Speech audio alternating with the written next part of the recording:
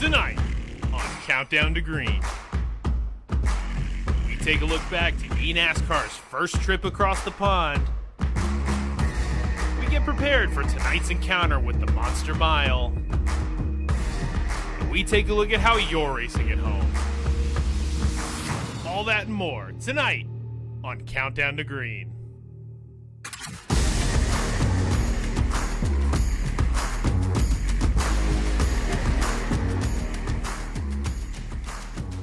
Hello and welcome to the eNASCAR Coca-Cola iRacing series. This is Countdown to Green and we are here at Dover Motor Speedway. I'm your host, Camille Salazar-Hadaway. Joining me as always, we have Blake McCandless, we have Alan Cavana. How are you two doing? It's good. I'm glad to be here. I'm glad we're back on this side of the pond. Now we've got Brands Hatch. Now we're going to Dover. One of the best trophies, Blake, in all of sports is the winner gets a Miles the Monster trophy. I think the Dover officials watching right now, I'm calling them out, they should send a Miles the Monster trophy to our winner tonight. It's only fair. I think it would be fair, too. And, again, I'm such a fan of Dover Motor Speedway. One of, I think, a favorite track of a lot of these drivers tonight, that they get to come to a place that's so fast in the middle of the corner, concrete, everything about it is so much different. A lot of tire wear. I've heard hearing that could be a big talking point tonight as well. So a lot of challenges for these drivers at the Monster Mile. All right, well, we're going to have to see what is going to be that challenge, and we're going to break that all down here on Countdown to Green. But first, I'm always talking about that last race, which was crazy, insane to watch. So let's take a look back and see how it went. And it was a wild one at Branch Hatch Circuit. Again, Alan, this was a track that hardly any of these drivers had really seen beforehand. There was a lot of practice that went into the weeks and days leading up to this race because so many of them were unfamiliar with driving a NASCAR next-gen car at this racetrack, but it's something that they all kind of learned together and put on a good show. And I learned a ton by watching it and seeing this track. I didn't have that much familiarity with it, but so many right turns, so many high-speed turns and straightaways on this track, slowing right down. And then we had the different format, Blake, right? We had the sprint race format where we had qualifying, and then this incident early on. It's something different for this series. Again, Vicente Salas was one of the fastest, and you could have made a good argument that he was the fastest driver towards the end of that race, but the track position he lost out of that spin ended up putting him out of the running for this race win that was settled between these two. Bobby Zalenski, Steven Wilson going for another victory. Zalenski looking to try to get into the playoffs and some more racing. Again, it was action-packed all the way throughout the field, and this is exactly how Zalenski was able to get by. Kind of like what we saw between Salas and Wilson a little bit earlier. Got physical, but Zalenski got the lead and never looked back. Yeah, that was one great part about this track. It allowed for some of these incidents. Some played out better than others for the drivers involved, but that pass by Bobby Zalenski, so important. This was toward the end. Vicente trying to get some revenge. Oh, Blake, you tried just a little too hard. I think he cost himself a lot of points there, man. Cost himself a couple of spots indeed, but at the end of it all, it was Bobby Zalenski gets his first win of the season, and it just feels like time and time again, we talk about Bobby Z and his elusive chase of the championship. He's finally able to get back on track at a road course. Yeah, and to me, this saved his season, right? When we were talking about just the race before in Richmond, a track he'd done very good at, had a terrible night. He was sitting there around 20th, not in the playoffs. We're talking about the regulation line, right? So for him to bounce back and take advantage of another one of his strengths, to me, that showed me he saved his season. Still, obviously, a playoff contender, championship contender, and finally another shot at getting that trophy. But this race, if it comes back to it, we're going to circle this as this is the moment his season turned around. No doubt about it. Well, again, we talk about how important winning can be, and on the flip side, I got to think about what it could have been for Vicente Salas. You always feel bad, Alan, when you're the fastest car. You feel like you've executed the best, that you deserve to be the winner, and somehow things don't quite work out. And you have to wonder, we know that you want to be aggressive in this series. Unfortunately for Salas, it did not pan out this time for him. So you just have to wonder, as we continue to go through these next couple of races, races, we know you pretty much need a win to have a possibility of making the playoffs. Is that going to be something that's going to weigh him down or motivate him in these next couple of races to try and do just that, lock himself into the playoffs? We'll take a look at the playoff standings, though, and you'll notice a big difference. First of all, Bobby Zielinski joins the winners column with Steven Wilson and Wyatt Tinsley. But if you've been watching the last couple of weeks, you may be wondering, where's Keegan Leahy, who won earlier on this year? Where are several of those drivers? Malik Ray, he won at Atlanta to get his first career win. He's not in the playoffs. That's because they're outside the top 20 in the standings. You can see on the right side it is close, but you have to maintain your spot in the top 20 to get into the postseason for your win to make you eligible right now, Alan, and those two are not doing it at the moment. We also have the segment standings, a brand new segment. Casey Kerwin won the first one. Brands Hatch was the first race of the second segment of the season. You can see Bobby Zielinski on top by courtesy of his win. And a couple of points were handed out because of the unique qualifying format we had last week. So you saw Salas with that spin. He lost a couple of spots on the last lap, but currently sits in second in the segment standings. Again, $3,000 on the line for these drivers to win this segment, as well as an additional 5 playoff bonus points, which helps a lot in one round, Alan. Yeah, nothing wrong with a little money and some trophies. Same thing here with the team standings. After 5 of the 18 races, Spire still on top, but look who made a big jump last time at Brands Hatch. William Byron Esports jumping up 3 spots. BS Plus competition down there in 9th, up 5 spots. We got to look at the right side of the screen there. Bad week for 2311 in Brands Hatch, -6 after that race. But Blake, the Cup team on Sunday won Talladega, so hopefully that's evening the feelings out right there. But 2311, they got to bounce back tonight. Oh, lots of bouncing back, and lots of bouncing also was happening last race as well, if you're honest. But it's really cool to see these new formats in the segment and see that contrast to how these drivers are performing. We got more on that, of course, but let's talk about bouncing, because there was a lot of close calls, a lot of calls that happened with wrecks, and there's some of those moments that you're just kind of like, huh, what's happening? And we tend to have those a lot right here on the series, right? Right, Blake? We certainly do. We are going to take a look back, and again, this is something it takes a couple of races to build up some moments that we need to take a look back on and just reflect and say, come on, guys, you got to do a little bit better.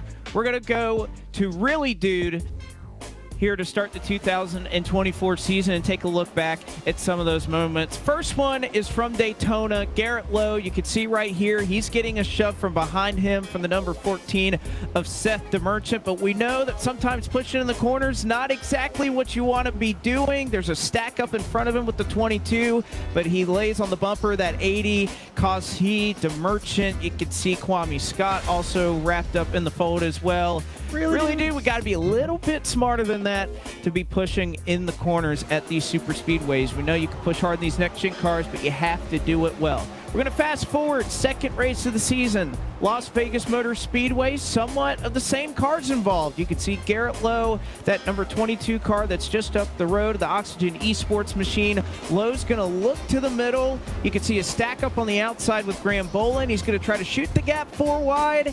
And guess what? You don't want to cause a wreck, Alan, but the one thing you especially don't want to do is you don't want to wreck your teammates. You can't be doing that, especially early on in the season with the driver standings, the team standings, and everything. Really, dude, you got to know a little bit better than that. Third race, Atlanta Motor Speedway. We're riding on board here with the QT, the Quick Trip Chevrolet of Wyatt Tinsley. Off of 4, a little bit of contact's going to get him out of shape, and just look at the massive crash that this causes. Just a little bit out of shape. This race was going so good up to this point. We had action all over the racetrack. Drivers were making moves, but really, dude, one bad bump, and we have 20, 30 cars flying apart on the front stretch at Atlanta Motor Speedway. Now, we've said really, dude, and kind of singling out maybe a driver or two. Richmond Raceway, we couldn't decide on one driver to just single out. It was the entire field. This race was a struggle for these drivers. How many times did we see off of turn 2, 4 wide, and it didn't work out a single time? You'd think after a while, these drivers, these spotters, they'd learn, and I can't really say much better because the Road to Pro race I was in was the exact same way. 13 cautions in that one. Really, dude, and this is a collective really, dude, for the entire field. Best drivers in the world, sometimes they don't do the best job of showcasing that from time to time. And of course, we cannot go any further. The most recent race 2 weeks ago at Brands Hatch, Vicente Salas, we saw the contact a little bit earlier that Wilson and Salas had on the opening lap. Salas looking for revenge, and he makes a mistake. He slips up, drops that right rear off into the grass. Sometimes when you're seeing red as a race car driver, you're more worried about hitting the guy in front of you than making sure you actually exit the corner. So last really, dude, Vicente Salas, come on, you got to get that good finish. You got to get those points. Yeah, really, dude? Come on, man. I mean, it happens, but you know, he's had to be feeling a little embarrassed as a driver, right? I mean, trying to get revenge, and then the joke was kind of on him. Now he's got the highlight, and we get to talk about it. We just saw out here warming up at the Monster Mile, but maybe a little time for redemption for Salas and some of these other drivers.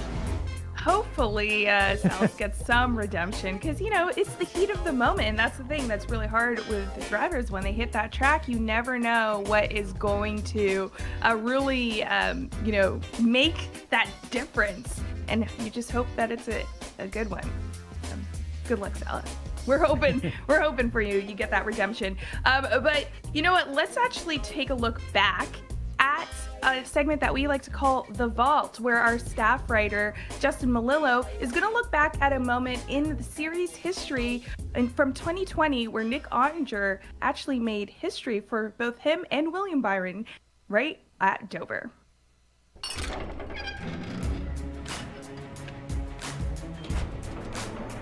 2020 feels like a lifetime ago, but it was one of the most influential years in the history of the eNASCAR Coca-Cola iRacing series. Already in the midst of their 2020 season, the eNASCAR contingent were called upon by the real-world drivers and teams to work with the NASCAR Cup Series stars to put on a show for everyone at home. In his 9th season of competition, Nick Ottinger signed on to drive for William Byron Esports, a team owned by the rising NASCAR star. With Byron back behind the virtual wheel, it was Coach Ottinger who got him back up to speed for the NASCAR Pro Invitational iRacing Series. The two drivers' sim racing calendars would intertwine often, sharing 4 race venues every other week, and Dover would be the place for history, as the real world and sim world teammates would collect wins on the same week, at the same track, for the first time in eNASCAR history. Of course, Ottinger didn't stop there. The Coke Series powered on for the remainder of the 2020 season. Ottinger took the checkers again in Kansas, punching his ticket to the championship 4. By finishing ahead of Ryan Luza, Bobby Zelensky, and Michael Conti at the season finale in Homestead, Ottinger went on to collect his first career Coke Series championship, cementing a successful owner-driver pairing that continues to this day. And that's been a look back at one of the most memorable moments over the last 14 seasons of the eNASCAR Coca-Cola iRacing Series. Nick Ottinger, out of boss, man. Jimmy Johnson is the king of Dover on Sundays. Nick Ottinger has to be the king of Dover here in the eNASCAR Coca-Cola iRacing Series. All the wins that he gets, and then being paired with William Byron, who has won at Dover before in the Cup Series, probably the favorite to do it again this year. And now you have you got to think again. Maybe the owner and the driver tonight, Nick Ottinger, maybe they both can get Dover wins this week. Betting favorites, I would think. if we're making picks later, I think he's going to get picked, guys. Yeah, I'm pretty sure. That makes me wonder. Now I'm dipping off. No. We'll have to wait to see who we picked. But for now, it's another segment I love. Although I do like beating Alan in points and Blake. But I do love also checking out your rigs at home. This is our Logitech Show Us Your Rigs, where we get to see your setup. This one is from Simone, Blake. Yeah, Simone's got, again, I love the simple setups here, Alan. Might be a musician, I think you could say. I think I catch a little bit of sheet music that's just at the top edge of the frame there or something like that. So, but again, simple desk setup. You got your Logitech wheels and pedals. That's basically what I have at home. So you know what? I'm a big fan of this, Simone. Nice and easy, getting it done. I like this setup. We got the Coca-Cola branding up there, the nice hoods, those are sort of old school NASCAR stuff. Awesome. A little odd cable management up there. There's got to be a better way. There's got to be a better way. Let's make up for it. I don't see the cable. Oh, no, not at all, right? Yeah. I mean, you get better signal when that thing is way up there, I'm sure, but not bad. I feel a fire hazard, maybe? I don't know. Our third one is from Dan, and oh my gosh, Blake, look at this. This is nice and clean. This is a lot to unpack here. My goodness, looking through what's that? The Millennium Falcon? I think I see it somewhere. You got Thanos' hand. You got all these die casts in different cars. I love the widescreen. Man, this is you even got Dad Hero in there. So good job, Dan. This is A+ right here. Looks very organized. Yeah, and Thanos snap your way to a win. I love that one. Our next one is from David, and this one's you could take this one on the go, this setup. Yeah, pretty basic. As a Buffalo Bills fan, I appreciate this one because a Buffalo Bills fan would go right through that table after a big win. So I like this. Look, it's a simple setup, but it's all you need to participate in iRacing. Logitech pedals, and then the wheel, laptop driven. This is something you can be portable with and bring anywhere, and don't break the tables unless it's a big win. This is giving off Ty Majeski vibes to me. Ooh, this one looks very comfy though. That seat, pretty. Yeah, that's a seat that you could sit in for a little while. As at Legacy Phoenix, you could see right there through the triple monitors, Derek Sellers. Again, the triple monitors kind of wrapped around, easy to be able to look around you when you're driving. So this is really nice, and a cool little button box that he's also got there that's sitting there. Let's go to our next one, and ooh, I don't think Carriage is afraid of no ghost. What is that, Ghostbusters? No, I love that. Yeah, I love that. Ecto Cooler, maybe he's drinking for a snack there. A seat right out of a car, so there's somewhere has a car missing a seat, but I bet that's very comfortable desk setup. Look at that beautiful cable management. It's all tied together. That is how you do it. And our final one for the day is from Sim Racer Joe. What are you thinking about this one, Blake? I like the efficiency of having so you got like almost a spotter view there. You got timing and scoring. That's always nice to have, very important. The keyboard's in a specific spot. You got color-coded buttons as well as the monitor. You're doing a lot with not a lot of space here. So Sim Racer Joe, very properly named. This is a really tight-knit, but efficient setup, I would say. So Sim Racer Joe, shout out to you. Joe ain't no Smo. We love this setup, and make sure to show us your setup by tagging us on all the social medias using at eNASCARGG and at iRacing, and also throw in the hashtag eNASCAR as well. We would love to see your setups right here on the show. And for now, speaking of Logitech, look at this. We have Tucker Minter doing his practice run right here. I do love that blue. Logitech blue is looking nice. Well, again, William Byron Esports, we know historically, we saw the piece earlier, but this has just been a track that team has always performed well at. Tucker Minter's on the rise to see if he can do it again tonight. And one of the things that we love doing on the show is catching up with, yes, the drivers, but also the team behind the drivers. And Alan, we got to do that with Kansas City Pioneers. Yeah, the principals of the Kansas City Pioneers joined us. We were able to learn a little bit more about the team and what they were going to do in joining us here in the eNASCAR Coca-Cola iRacing Series. Both Sam Kulikoff and Darius Boyd joined us, and we were able to ask them what drew Kansas City Pioneers to eNASCAR Coca-Cola iRacing Series after having a big reputation in the gaming world. What drew them here? Yeah, so it goes a few years back, actually. We ended up connecting with Ray Smith on that side of things and helped him do a couple of things at the Speedway. And then I've always been a NASCAR fan, so I've always kept up with iRacing, eNASCAR, and then obviously the real stuff as well. But Ray offered us a spot, and we took it as we thought it was a huge opportunity to be involved in this series, and we definitely had the idea just from the jump to integrate gaming and traditional sports as well. So that was a big factor on it. And again, they are involved in all sorts of gaming across different perspectives. So what are some of the similarities to other esports that they all participate in? Here's what they told us. I'd say where it's dissimilar is what makes it really unique, in the sense that there is no other sport that can be emulated to the degree that iRacing simulates NASCAR. And that is just something so unique about it. And that's why we're really bullish on eNASCAR, is because we see the value in those two worlds, in the traditional athlete and the regular athlete and the esports athlete. But in this situation, the traditional athlete could be the esports athlete and vice versa. That's not really possible. There is no throwing a football in Madden in real life. There is no kicking the soccer ball in EAFC in real life, right? And so I think that there is a tremendous long-term tailwind, right? We've got a really good future for some hockey stick growth for this league, because it has play for major audiences. It's a pipeline for careers, and it's a way for traditionally underserved or places with less equitable solutions to enter into racing can actually get in through different means, right? So it's addressing so many things, and there's people that care about the product already. So I think we're in a really good spot for where this esport can go. Yeah, I think Sam did a great job at hitting all the points there, especially on the competition side of things. Like you said, you're not throwing the football in Madden, you're not kicking the ball in FIFA, but you're actually feeling like the car in iRacing. You can get that feel.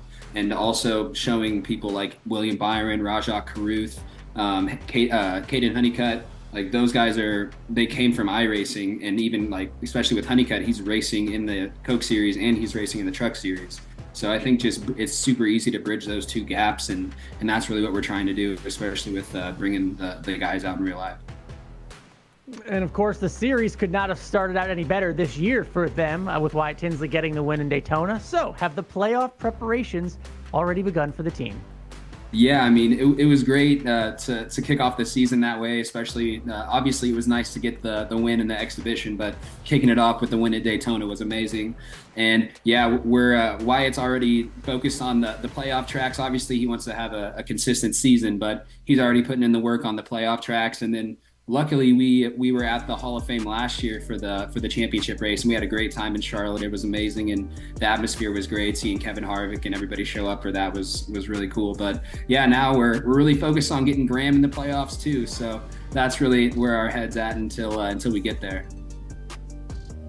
And what's cool about having the KC Pioneers involved is that they're doing a special activation at the Kansas Speedway NASCAR race coming up. So for those who aren't aware, what are some of the details? What should we know about it? Here's what they told us.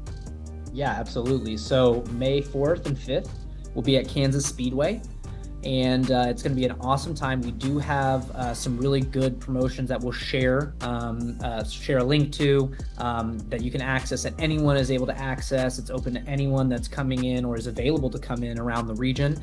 But it's going to be an eNASCAR packed weekend alongside the regular races that are already scheduled. So what we're going to be doing are some question and answers with iRacing drivers, as well as other personalities in the space. We're going to do different opportunities for one-on-one fan engagement, where fans will get to, leverage the simulator experience at the NASCAR experience, while also potentially communicating and chatting with some of the other iRacing drivers in the Coke series.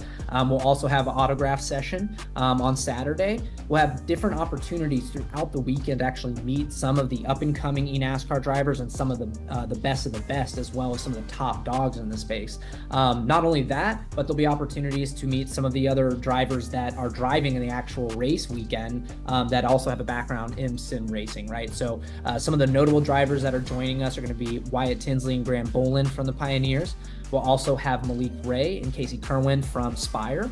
And then we're hoping to see a few other familiar faces as well, but there's going to be some great activities on the track. And really, we're just looking to create an environment for people that love eNASCAR or love NASCAR to just come out and just have a good time it's an opportunity to ask questions, learn more about the space, meet some of the up and coming people. And we're just looking forward to spending some time with people that usually you only see on broadcast, right? So. Good stuff from the Pioneers, and there's Wyatt right there. Still probably glowing off that Daytona win, but wants to make sure he's got that consistency. We saw some of our other winners dropping out of the top 20 in points. Not worrying about that too much, but you just got to make sure you're still on it. But looking good out there for the KC Pioneers. Great to hear from them. It's also great to hear when the drivers in the series get to represent the sim in real life races. So that's really cool too. Now, we do have the big race coming up, but first, Blake, you got to tell us, what are these drivers going to expect on the track? Well, again, you saw it there in the practice laps. Dover Motor Speedway is an entirely different animal. Only a mile. It's the Monster Mile, but it is all about the banking that this racetrack carries. 9 degrees on the straightaways, and then you dive down. You'll hear a lot of real-life drivers. It feels like you're almost falling off down into the corner. 24 degrees of banking. Nick Ottinger is the winner in the Coke Series each of the last 2 seasons that we've had. But looking at this racetrack and how these drivers have raced, how the initial sessions that I've watched through the iRacing service have been, these drivers carry a ton of speed. We'll be moving around the racetrack, and we'll get a good gauge of that right now as we ride along board around Dover Motor Speedway with Austin Esports' own Zach Novak. Hey everybody, Zach Novak here, driver the number 5 Coca-Cola Zero Sugar Chevrolet for Oxygen Esports. Here's a couple laps around Dover.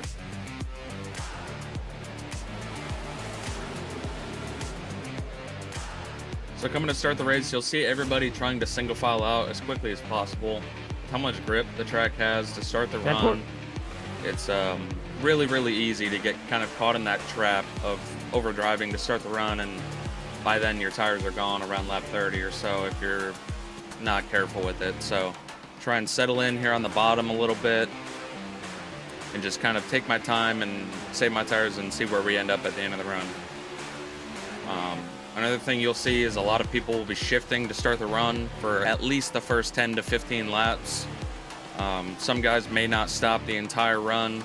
Some guys may stop around lap 15 to 20, just depending on what their car's balance is like and what their preference is from a driver's perspective. So another thing that you'll see a lot is, like I mentioned before, the tire wear is very excessive here. It doesn't really feel like it at the start of the run, but as the run progresses, this track eats tires really badly. So you'll see a lot of people kind of coming and going as the run goes on, and people will, kind of just be fighting handling on their car pretty much the entire race. This track is very difficult to set up for. Very high speed, low grip racetrack. So right there is a couple laps around Dover. Looking forward to a great race, and hopefully we can put it up front.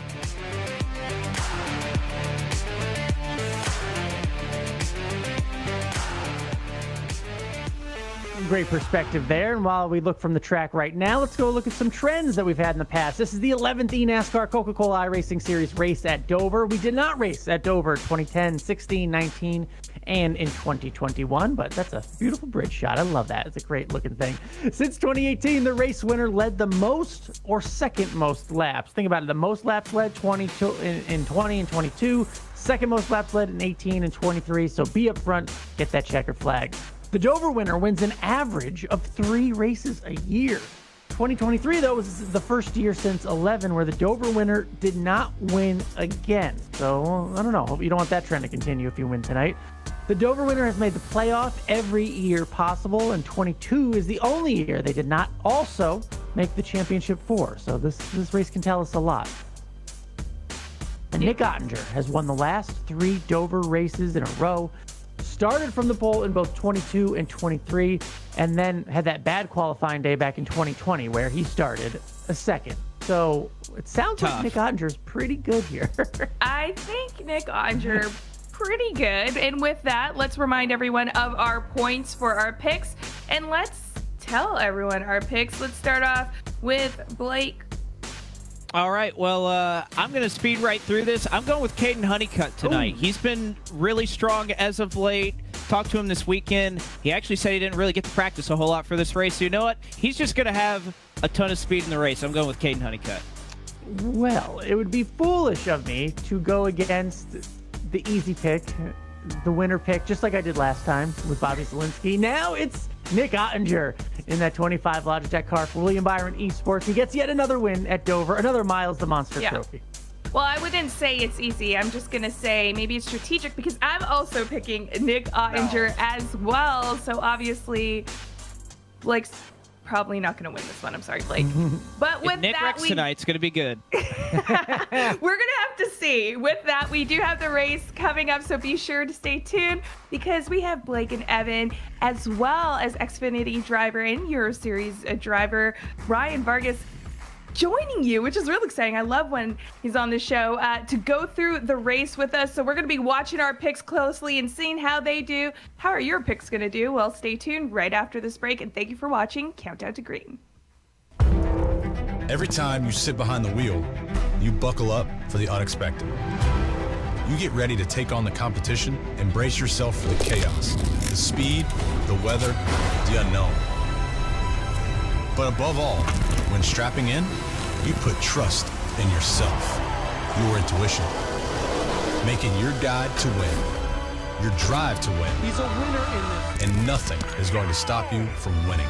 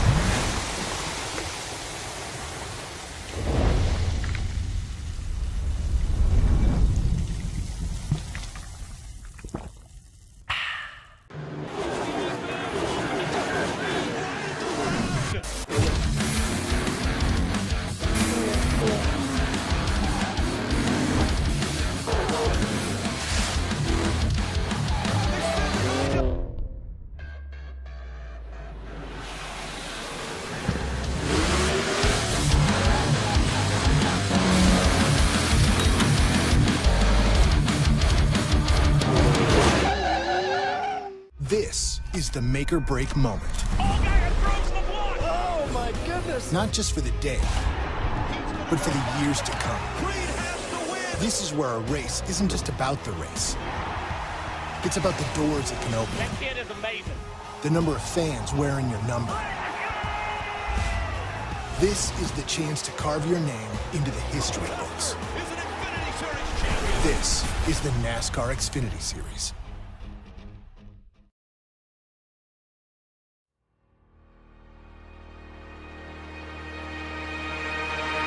I believe in something that I can't explain.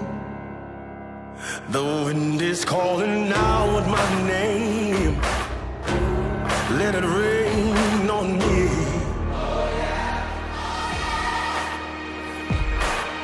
You know I put in the hours, and I'm not gonna wait in line.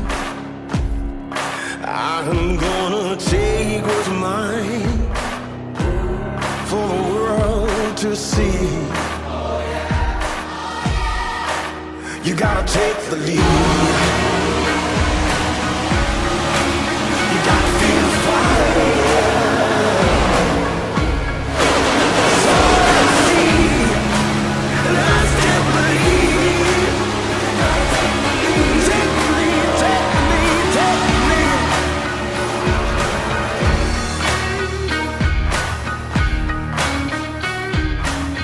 The road to $500,000 takes on Miles the Monster, where tonight from iRacing's virtual Dover Motor Speedway, we say good evening, sim racing fans, and welcome to round 6 of the 2024 eNASCAR Coca-Cola iRacing Series. Well, as always, we're happy that you're spending your Tuesday night with us alongside of myself, Evan Pisoko, joined as always by guys who are much faster than me in race cars, both real world and virtual. Blake McCandless as always, and Ryan Vargas back in the booth with us again. Ryan, I'll jump to you first on this one. Happy to be back with us. Oh yeah, absolutely stoked. And for one of my favorite tracks too, Dover Motor Speedway. This place is absolutely treacherous. It's tough. We talked about it earlier in the pre-race, track position is going to be key. So I'm excited to see who lines up where, and we're going to be placing our bets as to who comes out on top. And we're 6 weeks in, Blake. 5 races, 5 different winners. I think all that early season talk is done for, and we got to get serious. We're at the point where those golden tickets may not be guaranteed for just one race win at this rate. Well, and you got to think, too, how many drivers we've had that have won already that are either in danger of falling out of the top 20 or have. We talked about Keegan Leahy, Malik Ray. They're outside of the top 20 right now, so there's only 3 winners that have a spot in the playoffs right now. So you got to be thinking points. You got to be thinking wins. And Dover is a place where so much can happen, and a lot of that can shift around all night long. And we're going to find out as we get set to go racing for race number 6 on the year. But qualifying has drawn to a close, so let's go trackside. Take a look at our starting grid, and it is pole position for the Williams Esports 51 of Donovan Strauss, who will bring us to the green flag tonight. He'll be joined by the M80 number 10 of Steven Wilson. Row number 2, we'll see the Joe Gibbs Racing 18 of Bobby Zelensky and the Williams Esports 53 of Parker White. Back on row 3, the Junior Motorsports number 8 car of Caden Honeycutt and the William Byron Esports 97 of Tucker Minter. Back on row 4, Front Row Motorsports is 34 of Derek Bordeaux. He'll start P7. P8 tonight goes to the RFK Racing number 6 of Timmy Holmes. And to round out your top 10, row 5, the Kevin Harvick Inc. 62 of Matt Busa and the Tony Kadani Sports number 66 of Colin Keister. Talked about all that's going along with the Kansas City Pioneers. Graham Bolin will represent them in the 11th position, with Taylor Hurst to his outside for Team Dillon in the 12th position. Nick Ottinger, winner of several races here at Dover Motor Speedway, is going to try to do it from the 13th position, and former series champion Zach Novak for Oxygen Esports will start in 14th. 15th tonight for Nitro Circus will be Dylan Duvall. Cody Bias close to victory lane at Las Vegas Motor Speedway. He'll try to do it tonight at Dover for the Pittsburgh Knights. The other Junior Motorsports entry, and Briar LaPrade will go 17th. Front row is represented by Michael Cozy Jr. in the 18th position. And back in row 10, Garrett Maines for FGR Excel and Casey Kerwin, Spire Motorsports, directly in front of his teammate to round out the top 20. And Malik Ray will start exactly where he sits in the points, 21st, with some work to do in the Spire Motorsports number 7, and then the second of the M80 entries. It's the 80 of Ryan Luzer to the outside of row 11. Jimmy Mullis, the Kevin Harvick Inc. 29, going to be alongside the Oxygen Esports 22 of Femi Olatunbosin. They will make up row number 12. And lucky row 13 tonight, we'll see the BS Competition number 90 of Jordy Lopez and the Letard Esports 36 of Kwame Scott. Back on row 14, it's Travis Pastrana's Nitro Circus Sim Racing team and the 99 of Matthew Zawak. He's next to the Team Dillon Esports number 3 of Jonathan Delaney. A couple of rookies in that mix. And back through your top 30, the Letard Esports 40 of Dylan Alt, just ahead of the RFK Racing 17 of Colin Bowden. Mentioned one of the drivers with a win that needs to get some points tonight. Keegan Leahy's going to have to do that from 31st in his 2311 Toyota. Seth DeMerchant going 32nd for FGR Excel. Back at 33rd, it's Ryan Doucette for the Pittsburgh Knights. Joe Gibbs Racing Zone. Daniel Falkingham starting tonight from 34th. Garrett Lowe goes from 35th for BS Plus competition, as well as Ray Alfalo looking for his first top 30 of the season for eRacer from 36th. Vicente Salas close to victory lane. He's going to have to go from 37th tonight, along with Michael Guest for 2311 in 38th. And rounding out the tail end of the field, Wyatt Tinsley for the Kansas City Pioneers and Tyler Gary starting 40th tonight for eRacer. Let's look top to bottom at your starting grid. Qualifying so far this season for Donovan Strauss has been a bit hit or miss. It is a hit tonight. Blake, you're dialed up with our pole sitter. Well, when I saw you Saturday, Donovan, you didn't seem exactly confident that you had put in a ton of work into this race, but apparently you didn't need it. Fastest to start tonight. How do you feel rolling off this one from the first spot? Yeah, I mean, it feels good to be at the front of the grid again. I hit a really good lap, and just thanks to everyone behind the scenes for all the hard work. We got Parker up here as well and Steven, so I'm just thankful for everyone. It's going to be a good show. I'm just hoping to stay at the front here and do what I did at Homestead a couple months ago for 2023. So it's going to be a good show, and I'm hopefully going to keep the lead the whole time. Real quick, tire wear, are you concerned about it or not? Yeah, I'll probably, I think I'm going to back my pace up here, and I'm sure everyone's going to do the same, as I'm sure everyone's aware of how hard the tires wear and how much grip you lose over the run. So it's going to be tough, but it should be fun to watch. It will be, and that'll work us right into our race analysis here presented by eNASCAR, and that's going to be a big talking point. Tires of the essence, and it's because, Evan and Ryan, you lose so much time on pit road here, down to 35 miles an hour, only 3 sets of tires available. That fuel window, I've heard that's not going to be much of a concern. It's tires. Getting to 60 or 70 laps is going to be a struggle for these drivers tonight, so that's something we'll definitely have to watch.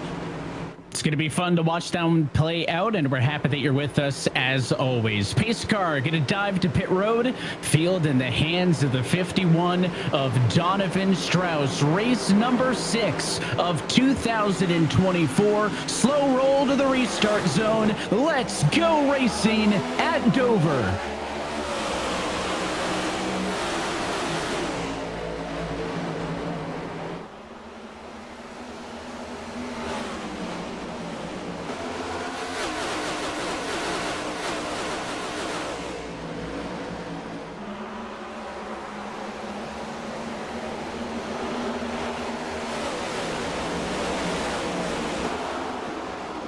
Nose to nose at the end of the first mile, lead to Wilson on the outside of the racetrack.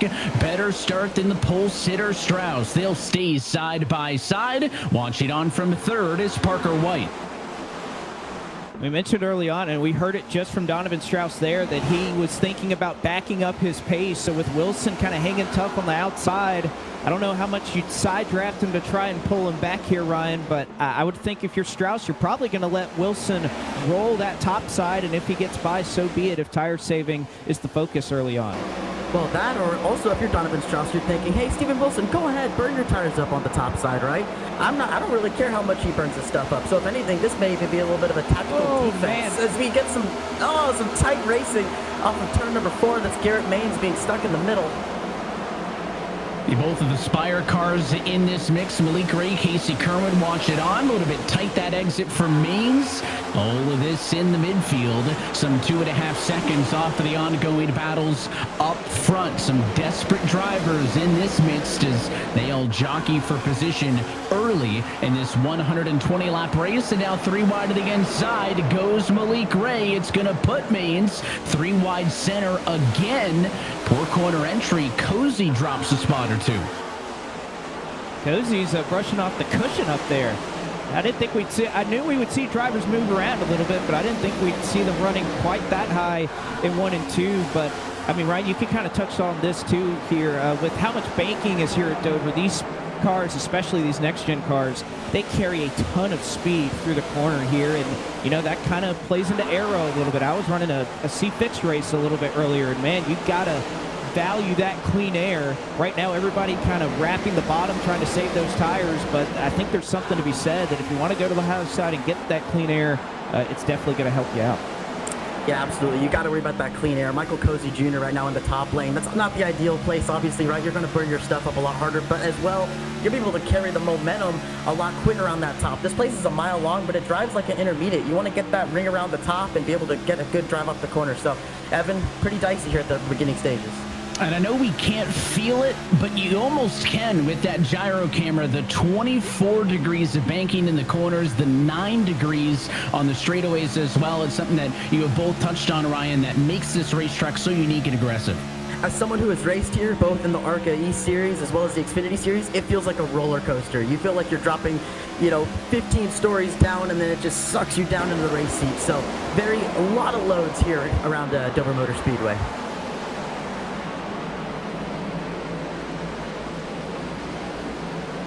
Things settling down maybe slightly. Still some 2x2 here and there, but a lot of the 3 wide we saw early working itself out, and you can see up front that battle for the race lead did eventually go in favor of Strauss via the bottom. So the 51 car trying to settle in and lead some laps. We jump back to the battle for P5. Bobby Zelensky doing battle with the Ada Honeycutt, Keister, Holmes, and Moore also in the mix.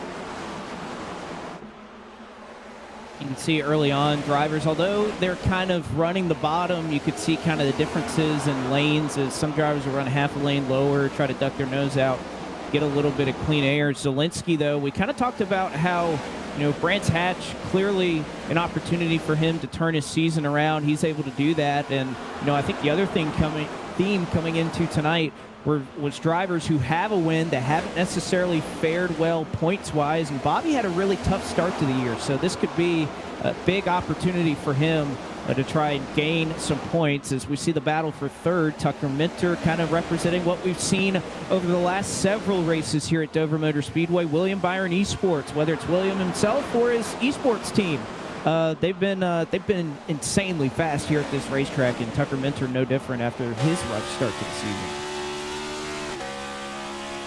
No different at all. There's a look off of the back of Tucker Minter. He gained 3 spots pretty quick. Of lean right there.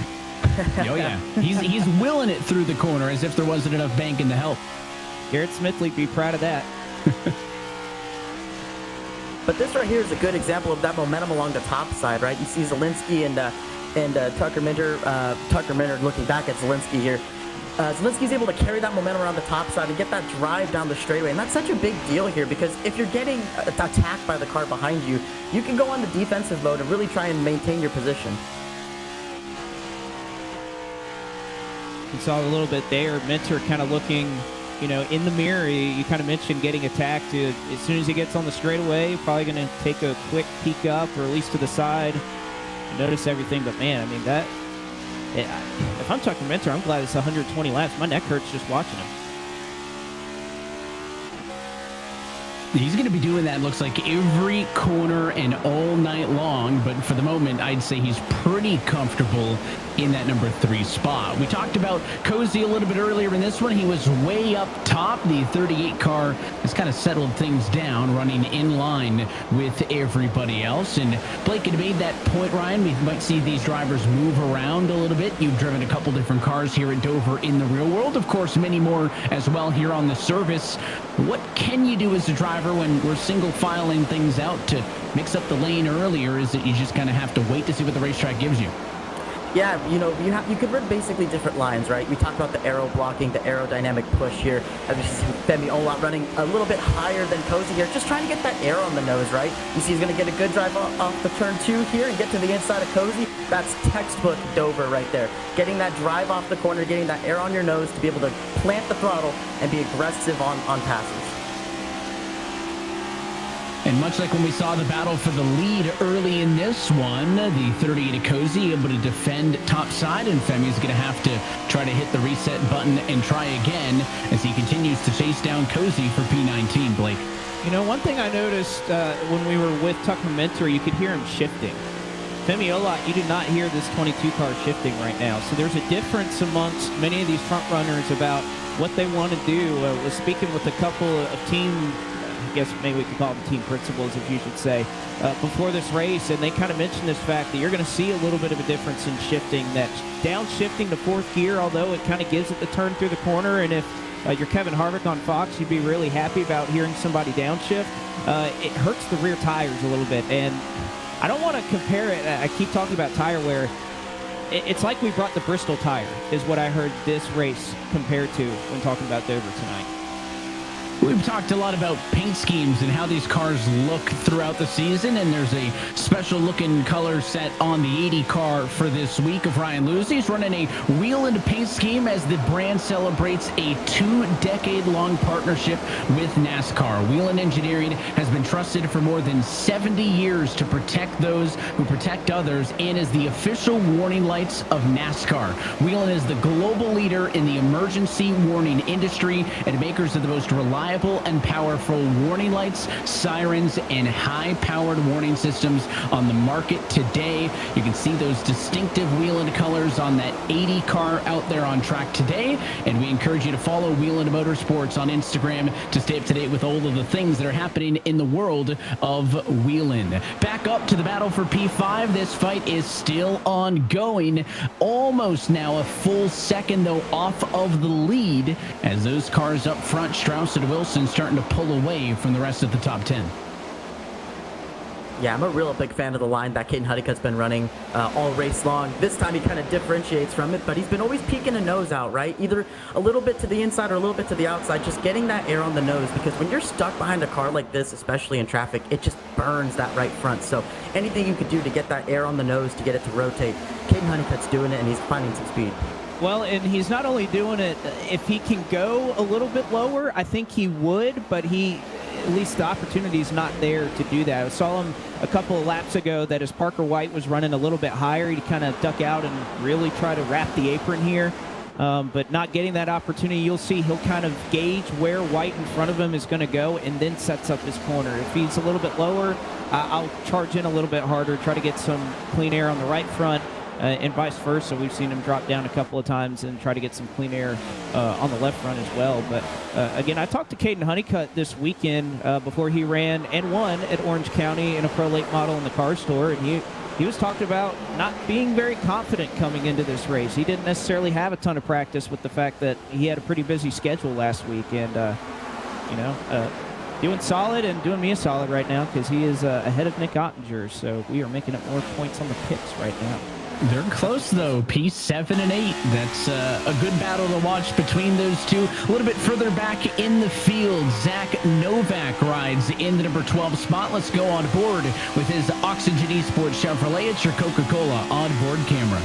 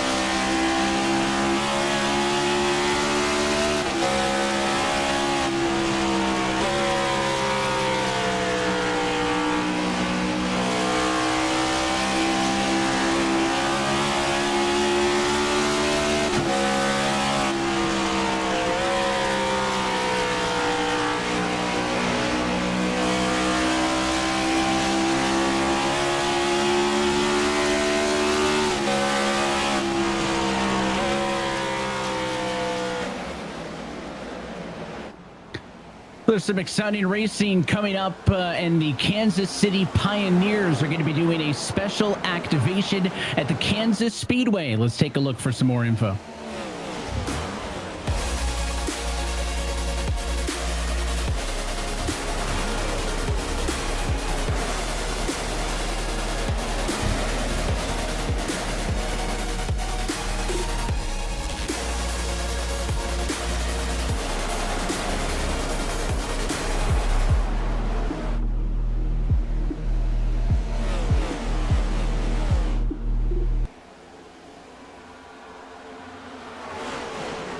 So not only do you get to enjoy a race weekend of some top-level NASCAR action, but on top of it, you can get up close and personal with the elite eNASCAR Coca-Cola iRacing Series drivers who will be making special appearances throughout the weekend to make meet your favorite sim racing heroes during the NASCAR Craftsman Truck Series autograph session. And you can also seize the chance to score some free iRacing subscriptions. But guys, that's not all, because you can immerse yourself in the heart-pounding world of iRacing at the NASCAR Experience iRacing simulators as well. The virtual champ's going to be on hand to provide some expert coaching, ensuring you leave with the skills to dominate on the racetrack. Again, you saw the promo code there available. Going to be a really unique opportunity at the Kansas Speedway. Secure your tickets now and be a part of a great action-packed weekend. And we talk about all the different unique teams, Blake, as we jump into this battle for P15 that are a part of this series, from the real-world teams to the sim teams. What a fun crossover with the guys over at the Pioneers. Do a great job with that activation. Heard a lot about that weekend that they've, and this is not the first year that they've done it at Kansas, but you speaking of unique teams, I'm looking at some unique lines that these drivers are running. Right now, you can see Cozy kind of falling back, struggling a little bit. Definitely made up those spots and kind of using 8 tires to make the corner there. You'll have that sometimes at Dover, but Cozy right now just trying to hang on. You can see, Ryan, he probably used those tires a little bit too much right now, and as the groove tends to be, or is trending to look like it's going up towards the top, he's stuck on the bottom, and he is awfully loose right there, and that's a tough condition to handle at Dover. Well, it's a tough condition to handle, especially when you're in the middle of a spider sandwich between Malik Ray and Casey Kerwin as they squeeze off of 4, contact on the straightaway. But man, just crazy racing there. But you talk about Michael Cozy Jr. He was one of the guys we saw really early on testing the waters, right? Flirting with that top lane, right? And while it gains you speed, it gains you track position, it also cooks your tires a lot quicker than those guys around you. So Michael Cozy Jr. feeling the effects of that, but that's Michael Cozy Jr., right? No fear, throwing it all out there, letting it all hang out. They did just about everything they could to wad it up that last time through. That was the first clean exit off of 4 I've seen at about 3 laps and change, but still 2 by 2. And now a battle for the race lead is on. Donovan Strauss has led for 34, but he is under fire. Steven Wilson outside and clear. Back to the race lead goes the 10, and then on a 7 of Tucker Minter. Gonna follow through as a huge wreck on the front straight. Oh! And to no surprise, just happened to be that battle that we had just looked away from as the battle for the race lead was on. Malik Ray involved, so is the 38 of Cozy. Looks like also the 23 of Keegan Leahy was involved, the 2311 team. So big incident there in the middle of this green flag run here. Well, what was it we talked about at the top of the show? Malik Ray, Keegan Leahy fell outside of the top 20 in points despite the fact that they have a win. So that wreck taking out some of those contenders and perhaps opening up some spots temporarily for some drivers to make it into the playoffs on points as it stands. But this was kind of a part of the race. We knew 30 or 40 laps in, these drivers were going to be hanging on, and they certainly were. And this is going to set up a really interesting part 2. 80 laps to the end. Fuel wouldn't be an issue there. Tires may be an issue getting 80 laps into this race. So this next run could be very, very interesting. Let's take a look almost back at what prophetic happened. that you had said at the start of the race 80 was where that would get interesting. Let's take a second look. Malik Ray, Taylor Hurst, they get into each other, center off of 3 and 4, and that's how it ended. Hurst sideways into the left rear, or right rear, I should say. Malik Ray off the corner, and they take a couple other cars with them. Let's see what Jory Lopez saw. Looks like just frustrations building out of Hurst there. He gets squeezed up into the wall, probably got a little bit loose off the corner, squeezed into the bottom, and just calamity here at Dover. There's nowhere to run, nowhere to hide when this stuff happens, and Jordy Lopez just squeaking through. So he is more fortunate than others, and it's going to bring everybody down pit road for service. I don't think of any questions about what the service was going to be. Some drivers executed better than others, though. We'll recap that when we come back. You're watching our coverage, race number 6 of the 2024 eNASCAR Coca-Cola iRacing Series. It's Caden Honeycutt for the first time tonight scored as your race leader.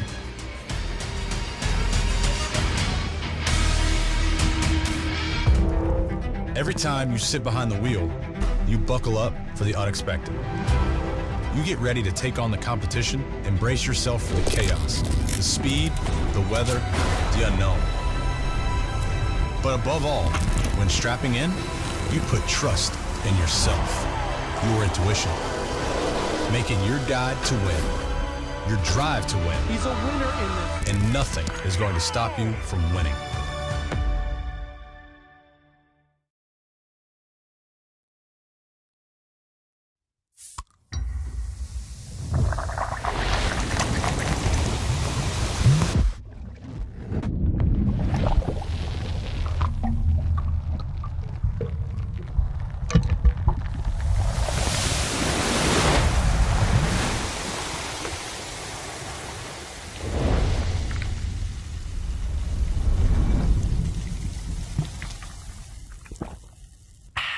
When you want to be the best, you can't settle for the rest. For anything on iRacing, there's just one name you need, Makoni. We now provide the best of the best in setups, paint schemes, coaching, broadcasting, and event organization. With cars across all 4 license classes, we have what you need to hit the track with confidence. Grab a subscription and save money while going fast at MakoniSetupShop.com.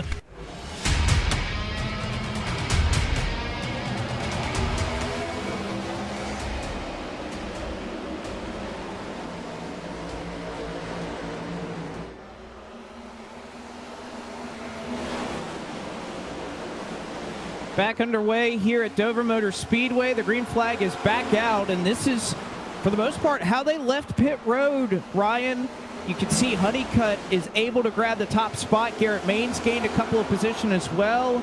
Strauss, and then how about Derek Bordeaux able to implement some strategy here to get up towards the front?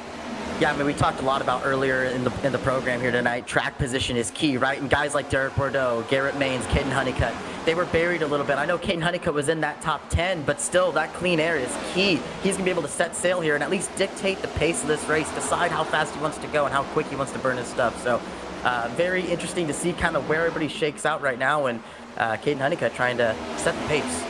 Your first lap's led for Honeycutt. He had been up front and in the mix all night long, but how about Garrett Maines as well? Started way back in 19th. He's your biggest mover inside of the top 10. Outside is Steven Wilson. He had just gotten back to the race lead after leading 3 laps earlier. The untimely yellow and a poor service on pit road has got the 10 car with more to be desired. We'll see how he can fight back through traffic to the bumper of Kerwin for P6, no move. He'll just give the 77 a bit of a shot into turn 3. Again, a number of these cars up front took 2 tires. Caden Honeycutt, 9.4 second stop. Bordeaux, 9.7. Kerwin, 9.5. So as much as we were talking about tires in the right side wear, it may not have carried over to the left side because Honeycutt obviously values the track position more than having those, at least those left side tires. So we'll see how that pans out. Remember, Steven Wilson, this car right here at Richmond, he won Richmond because of a 2-tire call. So it is something that we've seen, I think, continuing has become a trend in this series. Continuing coverage of tonight's race brought to you by Coca-Cola Zero Sugar. Is it the best Coke ever? Try and decide. By Logitech G. Through design, engineering, and a love of driving games, Logitech G takes racing simulation to another level.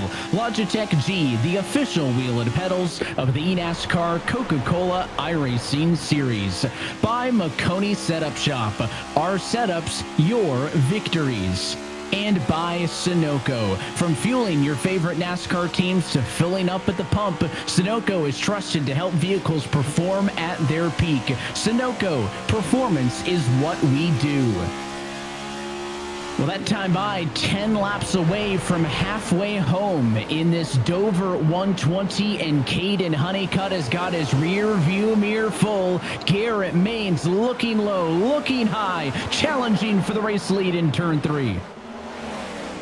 Yeah, Garrett Maines is getting impatient right now. He has the speed. He's obviously a little bit quicker than Caden Honeycutt. He's going to look to the inside. I don't think he's going to have a nose there. But yeah, he just has so much pace and just wants to pressure Caden Honeycutt, wants to make him push just that much harder and try and get the track position he needs. And Honeycutt running exactly where that 12 car is. Whether he was going low or going high, he is 100% playing the aero block game. Kind of he's a Nice Motorsports driver. Reminds me of another Nice Motorsports driver, Ryan. I'm sure you know who I'm talking about, who does that very well. Oh yeah, no, we see a lot of I mean, this is truck racing right here, right? You know, you see guys like Caden Honeycutt do this. You see the Carson Osavars, the Ross Chastains, you know. These guys, they know how to play with the air and defend, and that is exactly what Caden Honeycutt is doing to a T. And it worked out for him. Now Garrett Means is trapped back in third. They were all over him, and that little bit of a defense allowed Strauss and Mains to fight with each other, and that gave him a little bit of breathing room. The slow 23 of Keegan Leahy will limp around the bottom of the racetrack. His Xfinity machine was damaged in that accident on the front straightaway. He's going to be the first driver to fall off of the lead lap in this race as he rides in P40. And again, what a couple of stretch of days it has been for Caden Honeycutt. Again, mentioned calling the Z-Max Cars Tour race in the Pro Late Models. He ended up winning that race. He finished second in the Late Model stock this past weekend. Just has had so much real-world success. We know his Craftsman Truck Series schedule has been relatively busy recently, and I don't know, maybe there's some other series that he'll be running in recently. Stay tuned for that a little bit later this week. A little bit of a tease. Absolutely, but don't look now. Donovan Strauss is trying to close the gap a little bit. He had a lot of speed in that first stint. We saw Steven Wilson try and catch him down, and he eventually passed him. But, right now, Blake, your pick. It's looking good for now. A lot can change, and, with so much time left in this race, I know Ottinger right now running in the 13th position. I wouldn't write him out. And, from Vicente there, when we were kind of riding on board there a little bit earlier, heard that maybe he was trying to save a little bit of fuel. I know 80 should be good for these cars, but maybe you're thinking green, white checkers. But also, again, I heard that 80 laps is going to be pushing it in terms of tires and whether your tires are going to be able to make it to the end. So we'll see how these drivers kind of all manage that. Is another beautiful Sunoco Chevrolet, as it seems like there is every week here with Kwame Scott. Yeah, those Sunoco cars are always looking good, and I always like kind of doing a browse through the field every week to see who's got a different paint scheme, and that's kind of the status quo is some of the best cars in the field for Kwame and some of the other drivers out there. Sunoco always having fun with it. He's got some work to do, though, from P26, but is exactly where he started this race, so at least consistent for the moment in that number 36 Chevrolet, and plenty of battling going on around him in that midfield. But we look at Derek Bordeaux in the number 6 spot, trying to chase back down Steven Wilson. I think Wilson got back around him off of the restart, and now they got some lap traffic. That's the 7 of Malik Ray, who will stay high and out of the way, but the Love's Travel stock Ford Mustang of Bordeaux has pretty much been top 10 all night long, as this next time around will be 60 laps down and 60 laps to go at the Monster Mile. And he's one of those drivers that took 2 on that pit stop.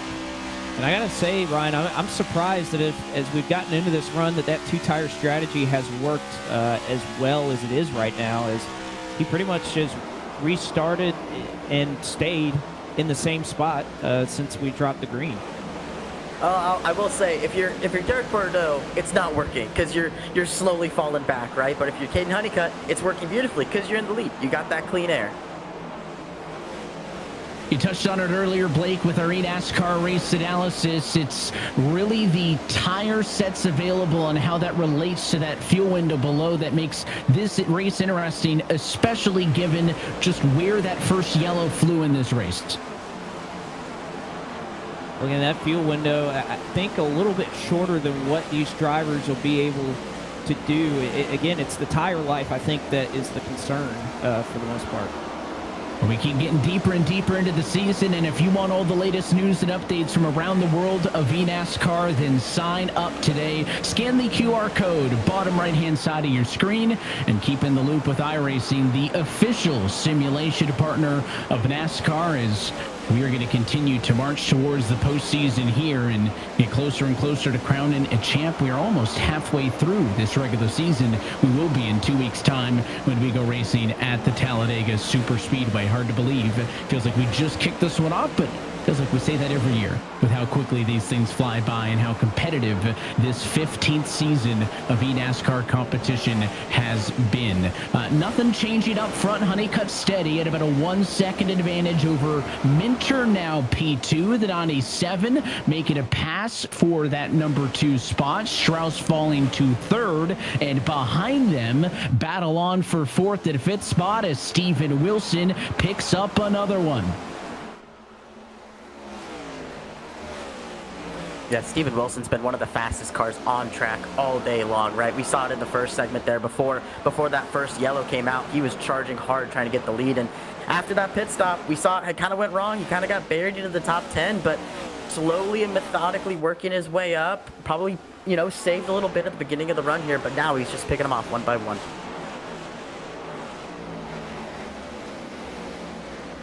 For a brief moment, maybe a moment of serenity inside of the top 10. I said it was brief. You jump back, you got more action going on. Here's the live points as we run. Again, the 8 car of Honeycutt tentatively leading this race would be the 6th different winner in 6 races to go to victory lane, Blake, but that would only, as we look at the live points, have 4 drivers in based on wins due to that top 20 caveat.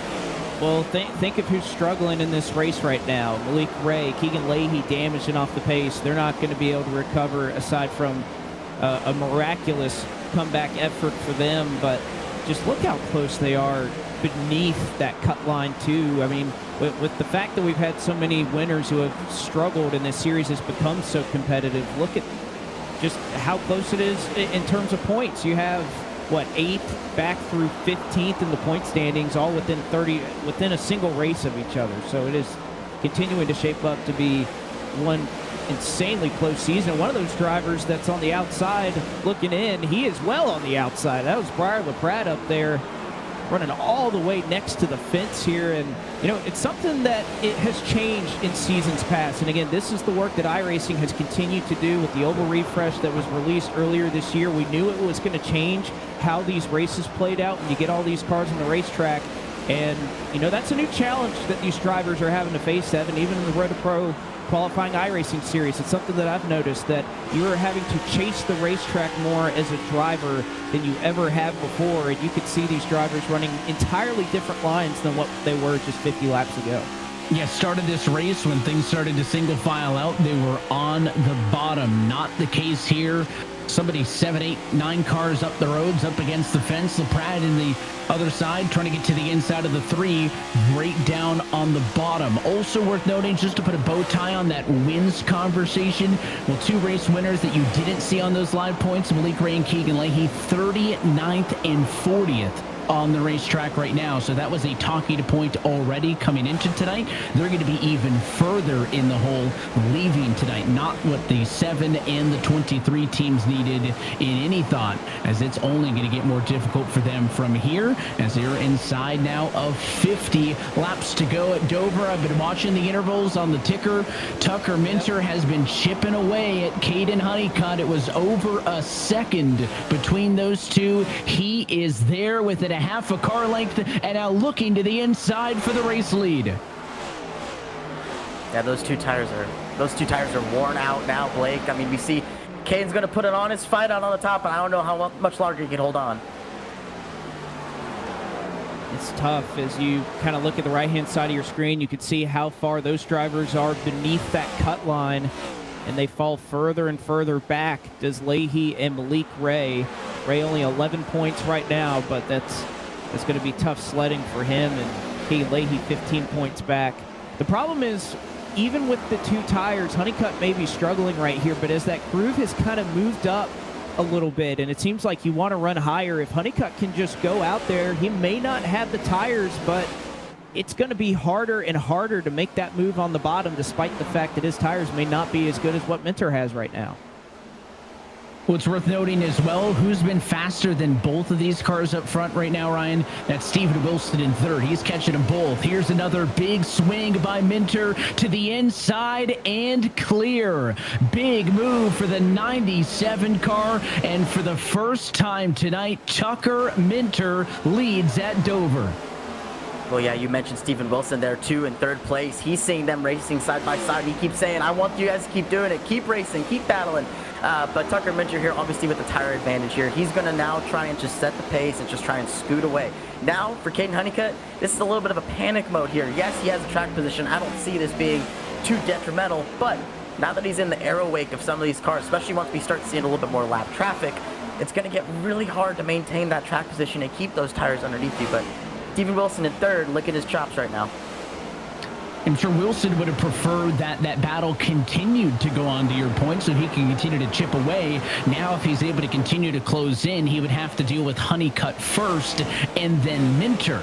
Curious if the 8 car puts up a fight. That's assuming Wilson gets there. Their lap times have been a little bit closer to even the last time through. And on the bottom of your screen, side by side for the P5 spot, Garrett Maines and Bobby Zelensky. He pushed way up on the 12 that time off of the corner, ran him out of space and almost lost it. He doesn't back out though, and here comes the 34 of Derek Bordeaux.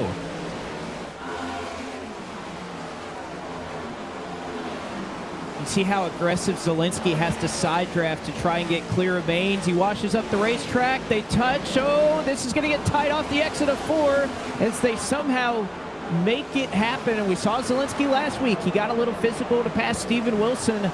But you may see the dividends of it, the benefits that he's able to reap from it. If you're going to kind of use the driver up like that, well, the best thing you can do is get gone. And that's what Zelensky will try to do for that 5th position. But again, this shows you how difficult it has become, especially off of turn 4. We see so many drivers even running the high side, sliding around to complete that pass. You have to work so hard to be able to get it done on the bottom. And you're almost kind of having to use that driver up top as Maines will try to recollect himself and try to hold off for 6.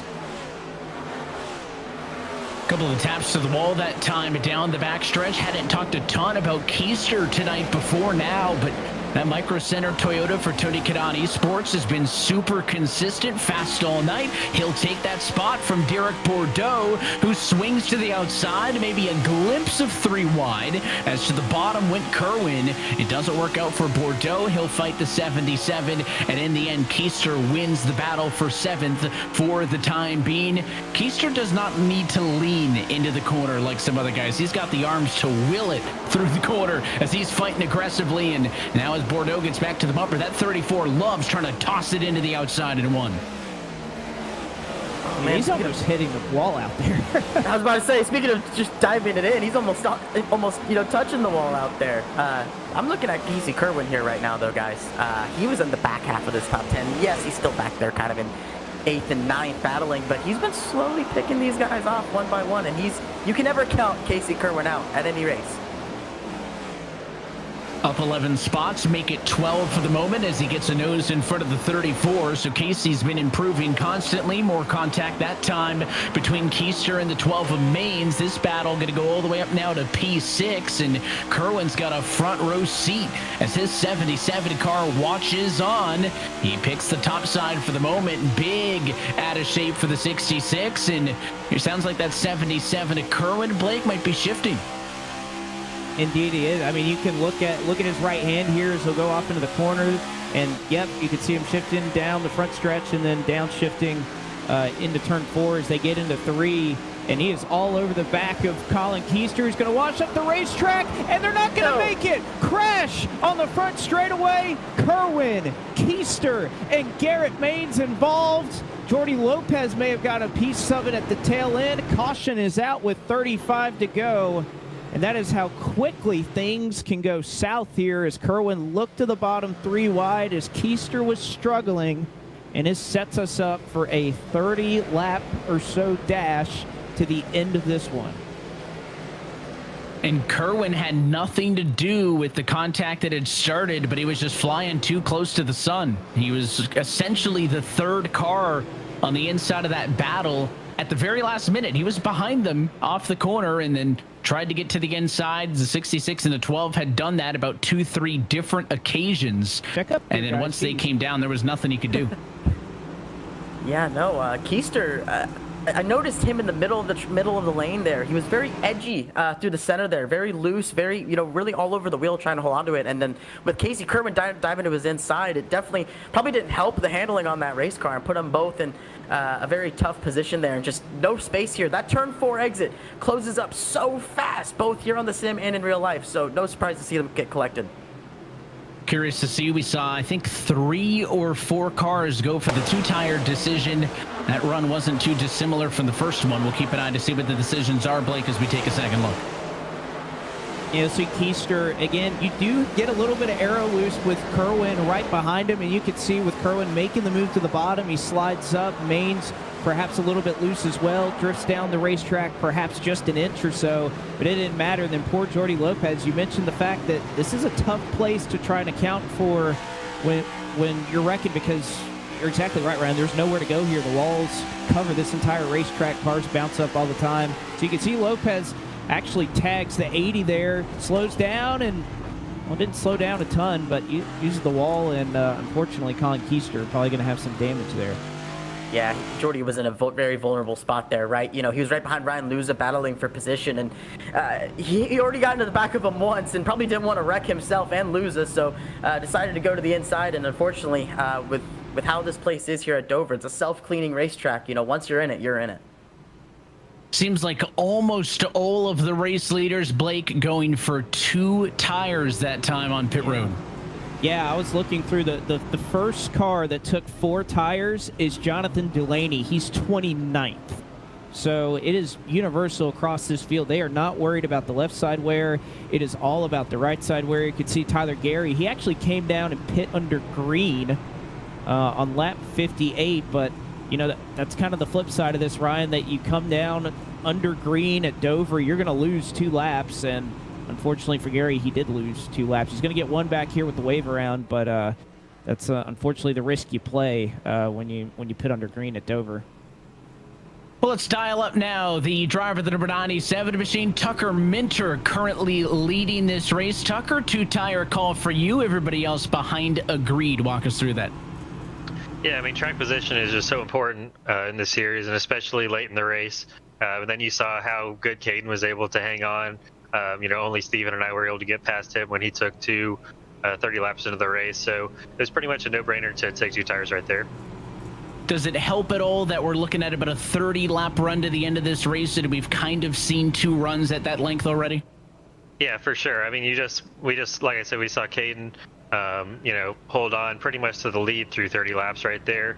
So that gives you a lot of confidence that it's the right play. Now it just comes down to making sure we're good enough in the short run here that we can hold on for the win.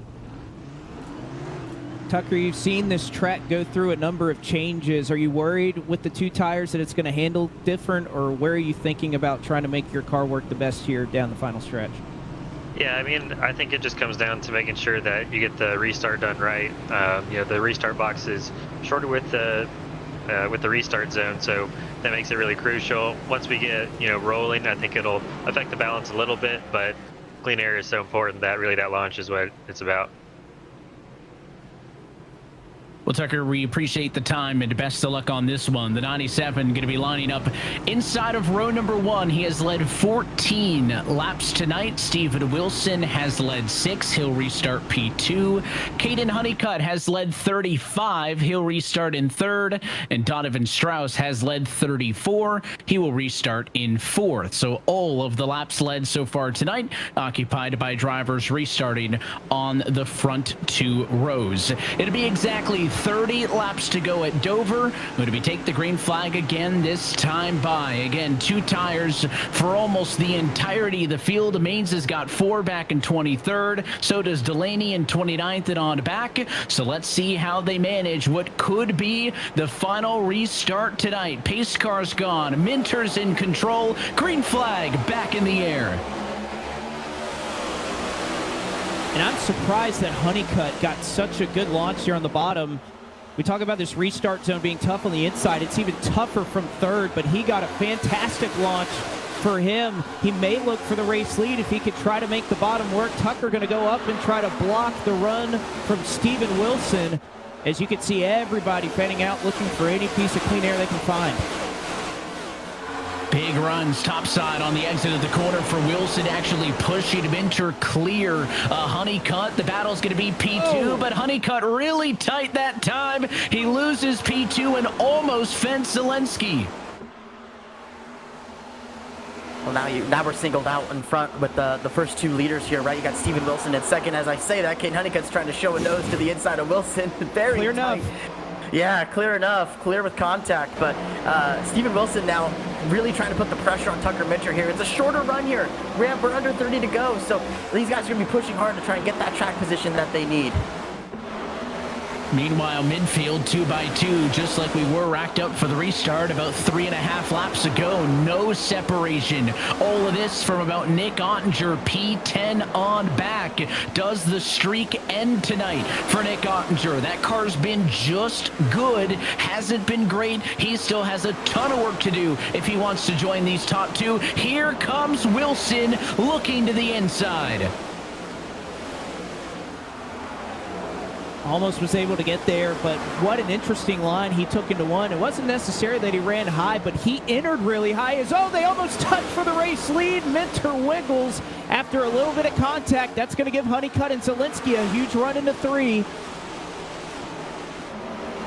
It is on up front, and every time Wilson looks, Honeycutt looks as well to see if that offensive move by the 10 is going to leave him a bit vulnerable for a look from behind. Battle for 4th. It sees the 51 of Strauss to the inside of Zelensky. They'll slow each other down just in the slightest as all eyes are still on the top spot of the scoring pylon, and look at them go. Minter still leaning through the corner. He's the leader. It's Wilson and Honeycutt at charge. Yeah, you see Minter now trying to be a little bit defensive, right? At the beginning of this run, he was much wider going into turns 1 and 2, and it left the gap open for Steven Wilson. He kept trying to show his nose. Now Steven Wilson's trying to play the offense now. Okay, now let me run a little higher, try and get this drive off the corner. You see he's going to get a big run down this front straightaway here and clear and close into Minter. Just look at the run he's going to build up, though. Goes all the way to the outside. If he could get the throttle down and not get loose, his wheel looked pretty steady. He builds up a lot of momentum, but not quite able to get there in 3 and 4. And again, this allows Honeycutt to run a little bit lower and get some clean air with these two kind of driving a little bit higher and Minter having to defend against Wilson. Wilson, a big run that time, right to the back bumper of Minter. And we can see with the onboard for Wilson, at least, we can't see Tucker's hands, but with Wilson through the corner, Ryan, there's a lot of really small, sharp movements on the wheel. What's he doing there? I mean, really, it's just, going over these bumps here, right? The car takes so much load going through these corners, and the way this concrete surface here is, it looks smooth, to the average viewer, to the average eye, but there is nothing but bumps and tons of load, especially when you go through these corners, and you see how much this track changes. I mean, we're 3 and 3 wide all over the racetrack, battles all over the racetrack. Blake, you talked about that oval refresh is putting on a show right now here at Dover. Yeah, it is. Minter kind of able to run the middle. Wilson trying to go up high, and then Honeycutt electing to take a lot of the clean air, running a little bit lower and hoping that these two race it out. Again, how many times have we seen two cars up front not take each other out of the running, but as soon as Wilson and Minter get side by side, if they do, that's going to allow Honeycutt or even Zelensky an opportunity to go on by. As Wilson's going to try the crossover here off of 4, use as much side draft as he can. 19 to go. Minter's going to run on his door. Wilson's going to slide up the racetrack. They're going to touch, and that's going to allow Honeycutt right back into the mix. Great stuff here up front. All over each other the whole way through 1 and 2. Now pinching down Wilson is Minter. He punches back and clears again for the #1 spot. But we are far from over here at Dover. On board Honeycutt in 3rd. It's Wilson P2, Minter P1. What does the 10 car do this time? Going to be 17 to go at the stripe. This time it's going to be outside for Wilson as he tries to wind it up. Wilson's doing a fantastic job right now, getting the air on his nose and trying to build those runs. You see him, he goes right to the bumper of Minter, lays the bumper to him down the straightaway, And now he's just trying to cut back underneath, right? He's got the nose underneath to the inside, getting that air on the nose, and he's just going to suck right up to the rear bumper of Minter. I think Minter got the fence a little bit that last time in turn number 4. Wilson opens up the bottom again to get that huge head of steam. To the inside he goes, Blake. What a move from Wilson. We've seen him build up that momentum time and time again as he's going to slide up another time. Almost hit Minter. Caution is out, though. At the moment of yellow, I believe the lead still belonged to Minter. Garrett Lowe's 89, Colin Bowden's 17. Involved in the accident, 32nd and 33rd on the racetrack. And the timing of that yellow critical, because it'll keep the 97 in front. If that had been maybe 5 seconds sooner or 5 seconds later, we could have been talking about Steven Wilson as the control car. And don't look now. Bobby Zielinski is up to 4th position and was charging hard on your 3 leaders here. I don't know how hard they were pushing, but Bobby Zielinski right now, in my opinion, is in the catbird seat. There's no way they pit. That's a fake. Yep. Well, did Wilson pit? No, Wilson, Dale came back out. Okay. He was out of the frame. I mean, he has a win, so he can risk it, but... Yeah, there's no way they were pitting there. First taker is Kwame Scott, P23. But they almost had me fooled. I thought they were coming. They were well below that line, but worth noting the pit road commitment rules in iRacing maybe a tad different than that of the Cup Series. As long as you don't enter the pit lane, you're fine. Let's take a second look at the incident, though, that happened. This doesn't look too dissimilar to what your race leaders have been doing for about 10 laps. Man. Oh, and you just see contact on the front straightaway. Garrett Lowe on the inside. Just tight racing off of turn number 4 at Dover, right? The car gets so unloaded, and you just see that's just one of the classic Dover incidents right there. Just a lot of not a lot out of control. Not a lot. I think our leaders have gotten away with far more than that contact. Yeah, I was going to say that's typical Dover right there. Cut and dry. So no strategy to mix things up front. Worth noting that nobody who took 4 tires on the previous pit stop has entered the conversation, so we're still talking about the 2-tire takers. Well, we're going to catch up here with Steven Wilson. Again, one of those takers that did elect for 2 tires last time. But Steven, you were able to build up some huge runs on Tucker Minter there. Do you think this caution and this heat cycle hurts that, or do you still think you have that bullet in the chamber? I feel like we have a little bit of an advantage, but clean air, it's just so hard. I've tried doing what he did to a couple guys earlier race and throwing a slider, but he knows that move, obviously, because he's the one who's been pulling it off to perfection. So about wrecking about 6 to 7 times there on that short run, but it's just hard racing. Props to him for that. And I'm kind of surprised nobody pit here on this caution. I went to the apron there to try to see if anyone would follow me. But I guess everyone's committed to staying out at this point, and we'll see what happens. All right, Steven, we'll let you get after it. Good luck here for P2, trying to grab yet another win in the eNASCAR Coca-Cola iRacing Series. As we'll transition over here, a wreck that brings out the caution involving Colin Bowden. Colin, what happened? Just Garrett Lowe really wanted 35th place some kind of bad. I mean, we're just back here wrecking for 30th, racing like an idiot. I mean, we're all frustrated. We're back here in the back. I get it, but I mean, sometimes you got to drive out the windshield and not with your head up your rear end like he was doing there. But that's part of it. That's a tough 3-race stretch for the old BuildSubmarines.com car here. We haven't finished not one of these out of 30s yet. We got Talladega coming up yet. We're gonna win that. About to ask you about that. Yes, sir. We're gonna win that damn thing. Sure as the world, and we're gonna put a hockey bet in right here, and we're gonna win it, and everything's gonna be okay the rest of the night. But unfortunate.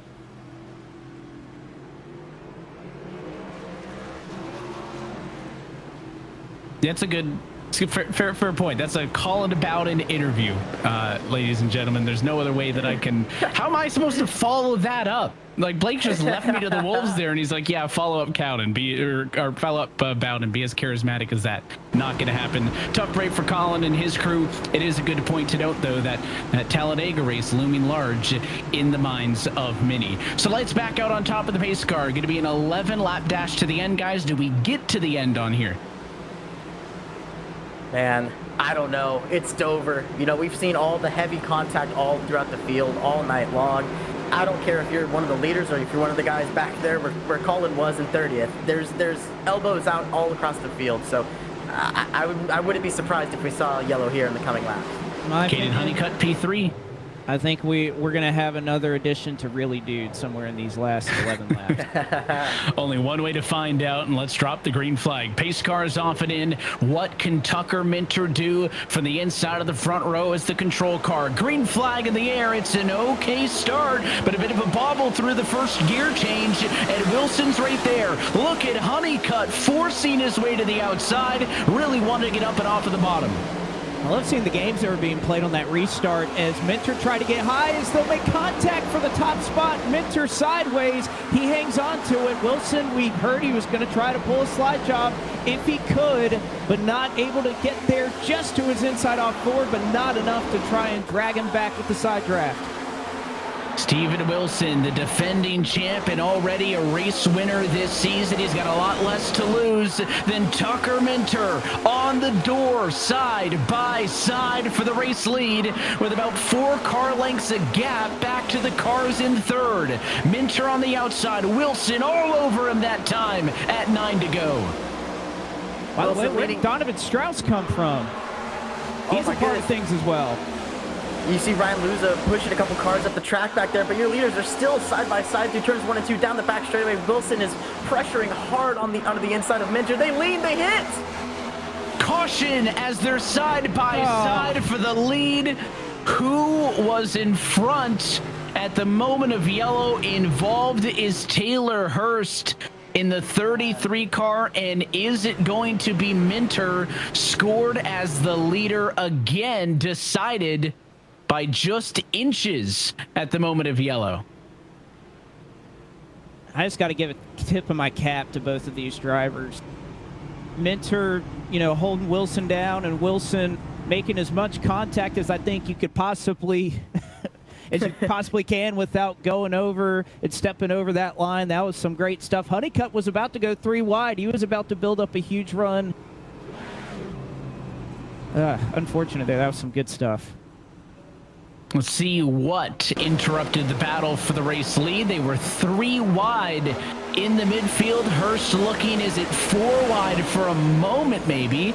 And then as they come out for the corner, things actually just condense in front of him. I think it was the 77, and then he gets checked up. The 33 and the 12 finish each other off.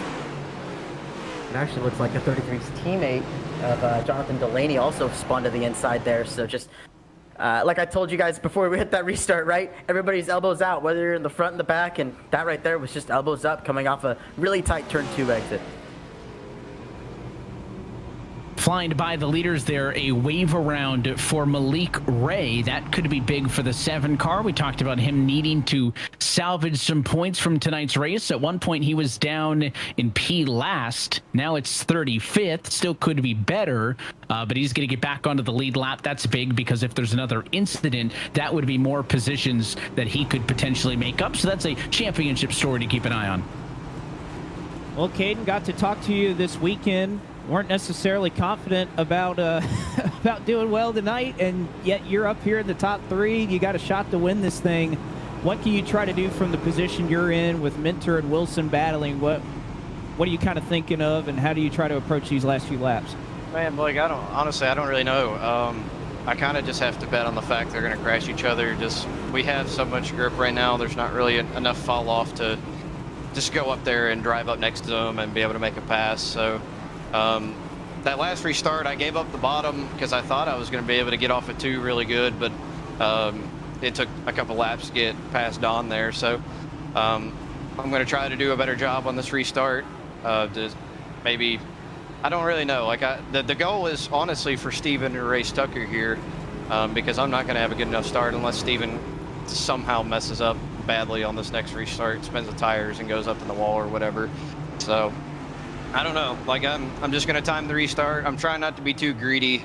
I had a really bad finish last week at Brands Hatch, so just want to bring this number 8 filter time Chevrolet for Blake and Dale to a top 3 or a top 5 would be a good day for us. So we'll we're just gonna see, man. I can't really do much I'm certainly not gonna wreck somebody for a win. That's not how this series works. That's not how racing works. So I'm gonna take what it gives me, and we'll just see what happens. Hopefully we'll be still talking to y'all at the end of this race. All right, saw your name on the entry list for the Xfinity Series this weekend. Look forward to seeing you run out there. It's going to be fun. Yeah, I don't know if this will completely transition, but it sure is getting me a lot of practice for this weekend. So, like I said, we're going to go after a win. If we can't get it, we're going to smile and finish P3 or top 5. So either way, it's been a good day. Some points on the mind of Caden Honeycutt. He lines up in third. Again, he and Minter without race wins so far this season. Meanwhile, there are already been to victory lane. If you're Steven Wilson or Bobby Zelensky, they're looking for number 2. And how about the Williams eSports cars lined up on row 3? It's a Duracell lockout for Strauss and White. They have had a great charge late. What could they do from third? And does that put them in the position where if there's fireworks in front of them, could they capitalize as well? It'll be our last chance at finishing this race inside of regulation. Going to be 4 laps to go at the stripe. We need to get to the white flag without a yellow for this race to be official. The 97 did not get a great start last time. What can he change up in the small restart zone to try to benefit his race? Pace cars off and in, coming to 4 laps to go at Dover Motor Speedway. Tucker Minter looking to return to the playoffs in 2024. Green flag in the air. It's a good jump. That was a really, really good start, but Caden Honeycutt's going to dive to the inside, send it 3 wide. 3 wide for the lead.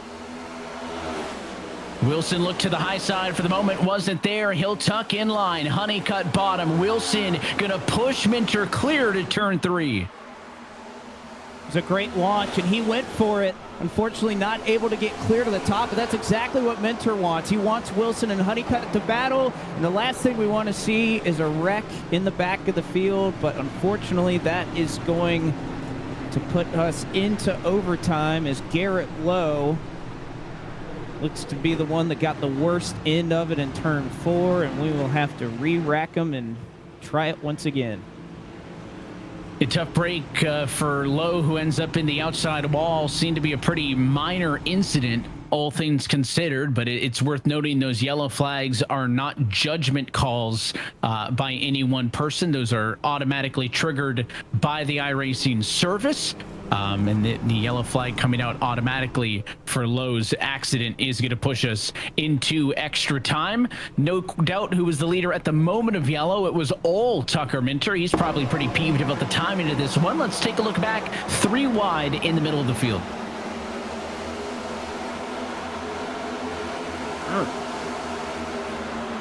Got loose. Yeah, I don't know if it was a late or a hasty move for the middle car there to go 3 wide, and when it moved up the hill and got close to him, it sent him around.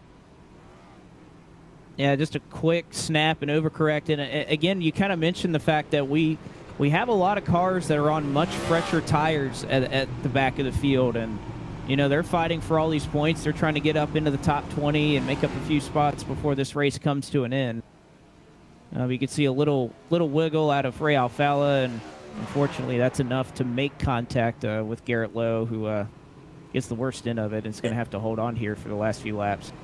Well, and it doesn't help that Lowe's also been in a couple incidents tonight too, right? So he's probably a little off the pace, so he's probably just trying to hold on, right? So just unfortunate situation for Lowe there. So just gives Tucker Minter more time to kind of think and ponder this over. And we mentioned this earlier in the show, but if you missed it, want to hit on it one more time, that there is some exciting stuff coming up this weekend with our friends at the Kansas City Pioneers in a couple of weeks for their NASCAR race weekend special. $30 tickets to get up and close and personal with the elite eNASCAR Coca-Cola iRacing Series drivers who are going to be making special appearances throughout the weekend, and you can meet many many of the Sim Pros during the NASCAR Craftsman Truck Series autograph session, and also sees the opportunity to score some free iRacing subscriptions. To purchase tickets for that special event, use the link on the bottom right-hand corner of the screen. That's nas.cr/3Q1RPWY.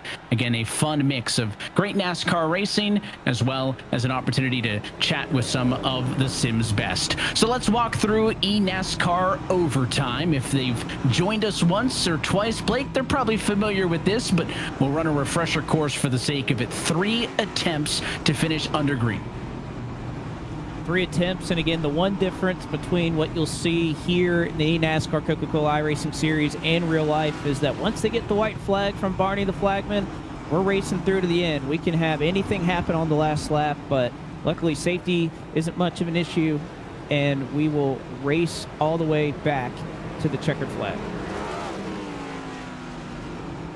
And of course, 3 is the limit that we will tap out at. It's going to be a very quick first lap.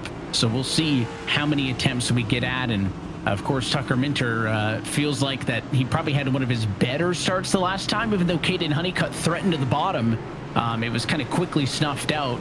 It's been tricky for the leader to get a really good jump and get clear and build a gap to turn 1 at all tonight. We'll see what the 97 can do. Also, because of the timing of the yellow, it does change the order, Ryan, with the 10 machine of Wilson. He takes P2. He's now outside of row 1, and Honeycutt lined right back up behind the 97 again. Yeah, so if you're Caden Honeycutt, you're just hoping the same thing happens again, right? You're just hoping that Steven Wilson doesn't get a good start. You could either A, follow Minter through the corner, or B, do exactly what you just tried and take it 3 wide for the lead. But we saw how much of really it's a disadvantage for Caden Honeycutt to do that, and I liked his interview. I think he had the great mindset there of just racing for points, making sure that you capitalize on their mistakes and maximize the day. It is attempt number 1 at eNASCAR Overtime. Minter, Wilson on the front row.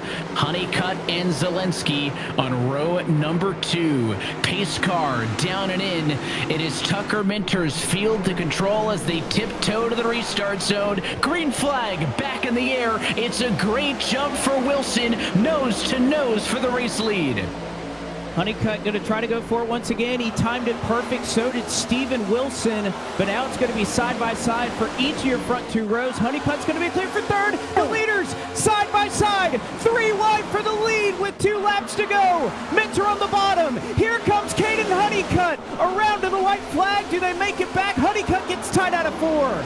Big bobble. Minter gets sideways. Wilson clear for the top spot. Behind them, Honeycutt fades 3 wide for 4th.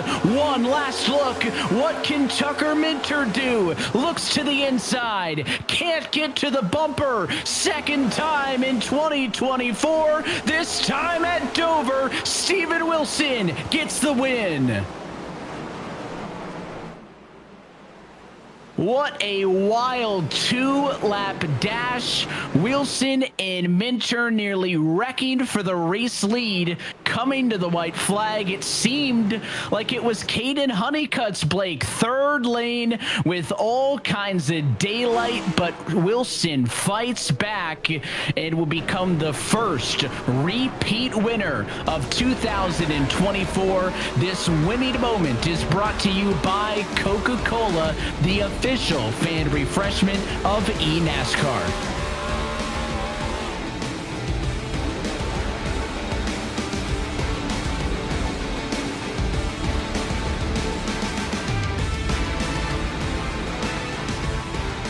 Maybe it makes sense that the first driver to 2 wins in 2024 is your defending eNASCAR Coca-Cola iRacing Series winner, as Steven Wilson will take the Polish victory lap around this Dover Motor Speedway. Let's take a look at your Coca-Cola move of the race.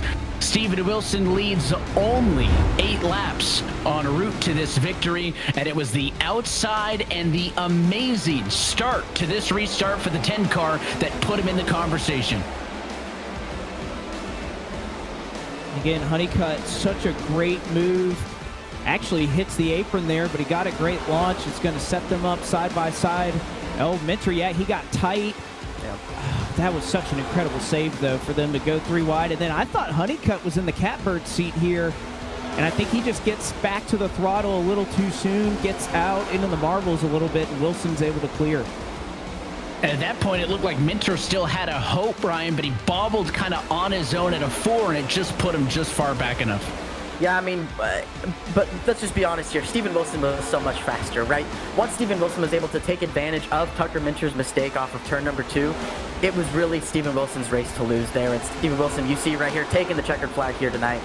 Just a massive win, massive save down the backstretch. I mean, elbows were out all night long, but Evan, what a race.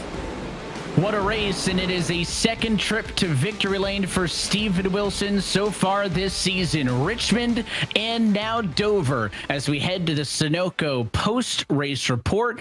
Blake, let's talk with our race winner. Steven Wilson, a winner yet again in the eNASCAR Coca-Cola iRacing Series. You got the restart you wanted. You and Minter are hitting each other off at 2. What happened from your perspective? Because that was one heck of a finish to watch from ours. Yeah, that was pretty damn wild, I'd say. I mean, on the restart, it looked like I just timed it pretty okay. I mean, I didn't want to beat him to the line because we were on the outside, so more banking and with old tires and 2 tires that had like 80 laps on them. Obviously, they were spinning a lot, so I lifted to try not to beat him to the line and just made it even the last time I did that. On that first restart, he was able to clear me before 2, and it looked like he was trying to do that again. Obviously, a win in this series means everything for playoffs, so I don't blame him for that. It was just wild, and honestly, I thought Caden had it into 3 there, but he drove it in really deep and was just able to come out of turn 4 clear on the next lap. You're the first multi-time winner here in 2024. Coming off a championship, you're chasing down what would now be, I believe, a segment points lead. Where has all of this come from? I know you've been such a strong driver for a long time, but after winning a championship, it's not uncommon that we see not a struggle, but definitely not the same level of performance the next season. But what keeps you motivated? What keeps you performing like this and performing better, I would say, than what you were a year ago? Yeah, honestly, it's really fun when you're running up front and know you have that speed every week. Coming to tracks like Dover, where my last 2 years here, I finished 3rd and 2nd and now 1st. So I guess we were just counting down from 3 down to 1. But I mean, the tracks are just suit me really well. I feel like I run well at every type of track now. I've really been working on that. And after getting that championship, everything that you want to lead into goes into that. So then I just want to keep it this year and go back at it. Got to thank the boys at M80 for bringing me on this year. Happy to do this for them this year, as well as the back end boys at NFR. This setup was flying. We had pole with Donnie and me on the front row as well. So we had Q speed, we had good race speed, and just happy to bring it home. A perfectly executed race gets it done at the end for his 2nd of the season. Yet again, Steven Wilson in victory lane here on the Sunoco post-race report. And after a valiant effort, it is Tucker Minter who has recovered from a struggling opening couple of races to put himself now into the top 10 in points. So, Tucker, I know there's a lot going on at the end of that race there, but just kind of walk us through those last couple of laps in that final restart. Yeah, I mean, it's just, frustrating. We get a rash of late race cautions, and then, you give everybody a chance to get a bunch of restarts on you. And everybody's allowed to lay back in the restart zone and get a good jump on you. So not a lot you can do when you're the leader with the restart zone. You're just kind of at the mercy of, maybe you catch them out when they roll it wrong. That's pretty much all it comes down to.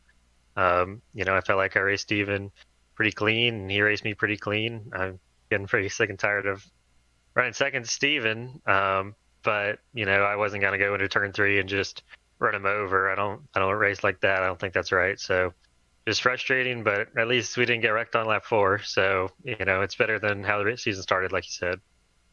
And you've been clicking off several great finishes, 3 top 5s so far in 2024, which actually is second best in the series to Steven Wilson right now. But kind of moving forward to Talladega and some of the other races that we have coming up on the schedule, we know that Talladega can be a wild card. Charlotte Motor Speedway, I know that's a track that you really look forward to. So what's kind of your mentality, your mindset to approach these next couple of weeks as we get towards the mid-portion of the season? Yeah, I mean, obviously we're just trying to get wins, with like you said, the tough start to the season, I feel like, is going to make it really difficult to try to contend to make it into the playoffs through winning like the regular season championship. So, we have to win races, and if we keep putting ourselves in position like we have the last 3 weeks, then I'm sure it'll finally happen. It's just frustrating to keep knocking on the door and not get there. Still a solid finish for you tonight, Tucker. Congratulations on your P2 tonight for William Byron Esports. As we move over to our third place finisher here on the Sunoco post-race report. And first time we've been able to catch up with this driver as a part of things here. Donovan Strauss, once again, a valiant effort. It seems like you kind of executed the strategy that you wanted to. You fell back a little bit early, but then you came charging hard there very late in the race. But how was it kind of behind your seat, especially with some of those late cautions and having to get up those last couple of spots late? Yeah, Caden in front of me, really charging on Tucker on the restarts was helping me a bit, and I felt like I had a shot on the second to last one because he got under him, and I was like, oh, this is my shot. And I think Steven was a little bit better than Tucker was, and he was giving him a good fight. The first run, I felt like I was too tight in the car, and I kind of burnt my right front off, and I had to sacrifice the spots to Tucker and Steven. But regardless, we qualified really good. We raced really well, and we're maximizing our points for the most part. So it's not a win yet, but we're getting closer every week, so it's coming. What's kind of the preparation going into Talladega? I know that you and your teammates, your back-end teammates, do a lot of preparation, but kind of going to a race where you have to have friends out there to be able to work well. What's kind of the preparation going into that race in a couple weeks? Yeah, just working with my teammates as I always do, and that's on the back end. That's always the priority at these super speedways, and just finding friends in the race. And just honestly, my mindset the last couple super speedways has been racing ahead of their crash. A lot of people like to lay in the back and try and avoid it, but I feel like if I can race ahead of it, that's been beneficial for me recently. So it's what I'm going to try and do, and just stay at the front and put on a show. All right, Donnie, we appreciate you talking to us, and congratulations on your P3 tonight for Williams Esports. Thank you, Blake.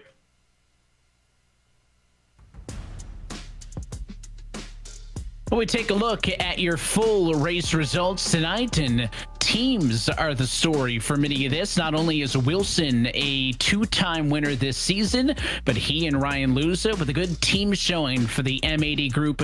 And then how about Donovan Strauss and Parker White, third and sixth for Williams Esports. So a good night for those two all around. We also heard from Minter Strauss, good results for them.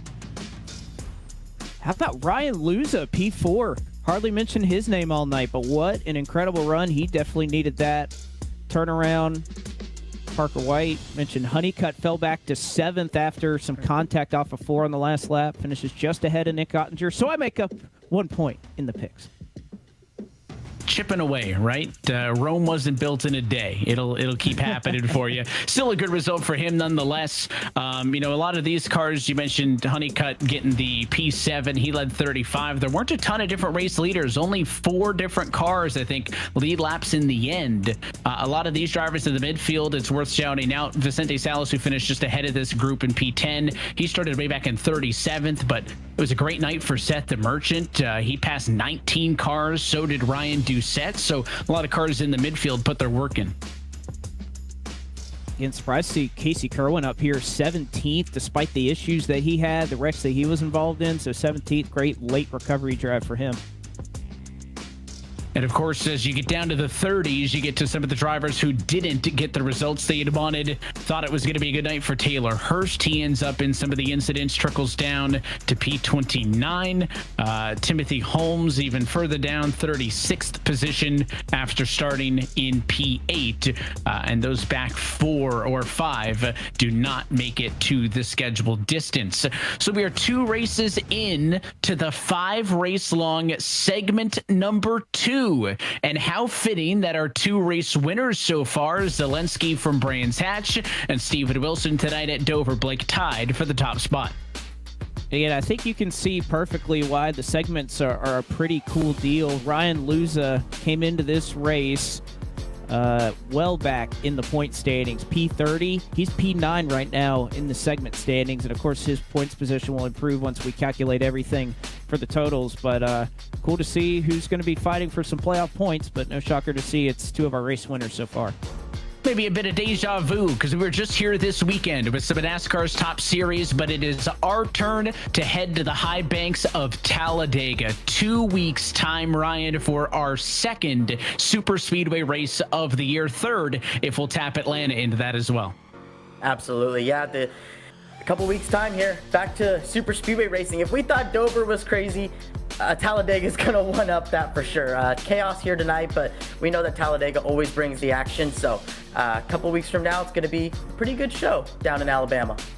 Yeah, I'm curious now that we get our second big super speedway and we've had our second different race winner, Blake, do we feel like we're at the point where we're kind of in the trenches per se, right? I had said coming into this, 5 races, 5 different winners, not that one will just change that narrative completely, but are we starting to be able to pick up and figure out who's got a handle and kind of who those cars to beat are? I think so. We've gotten a couple of races in, and particularly races where we're going to more unique racetracks. It's not kind of the drafting tracks. We had Daytona early. We had Atlanta.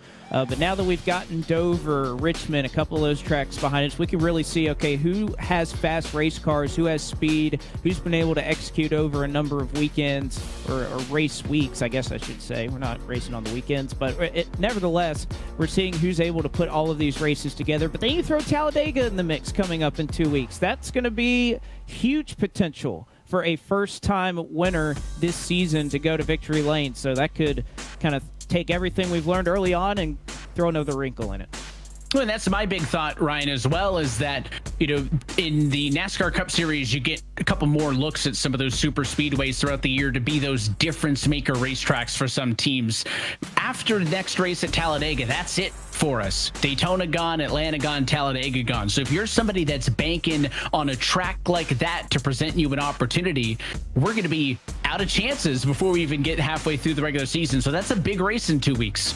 Yeah, it's a big race. I mean, we heard just how much it meant to a guy like Colin Bowden, right? He was angry. He was frustrated. He's had some of the worst luck I have ever seen in iRacing. So a lot of guys are looking at Talladega as their final shot to really make that charge to get into playoff contention or even be above that, eligibility line to get back into the Cup, the Coke Series. So it's going to be a very interesting race in Talladega. A lot of storylines to keep an eye on, and it's going to be very interesting to see who comes out on top.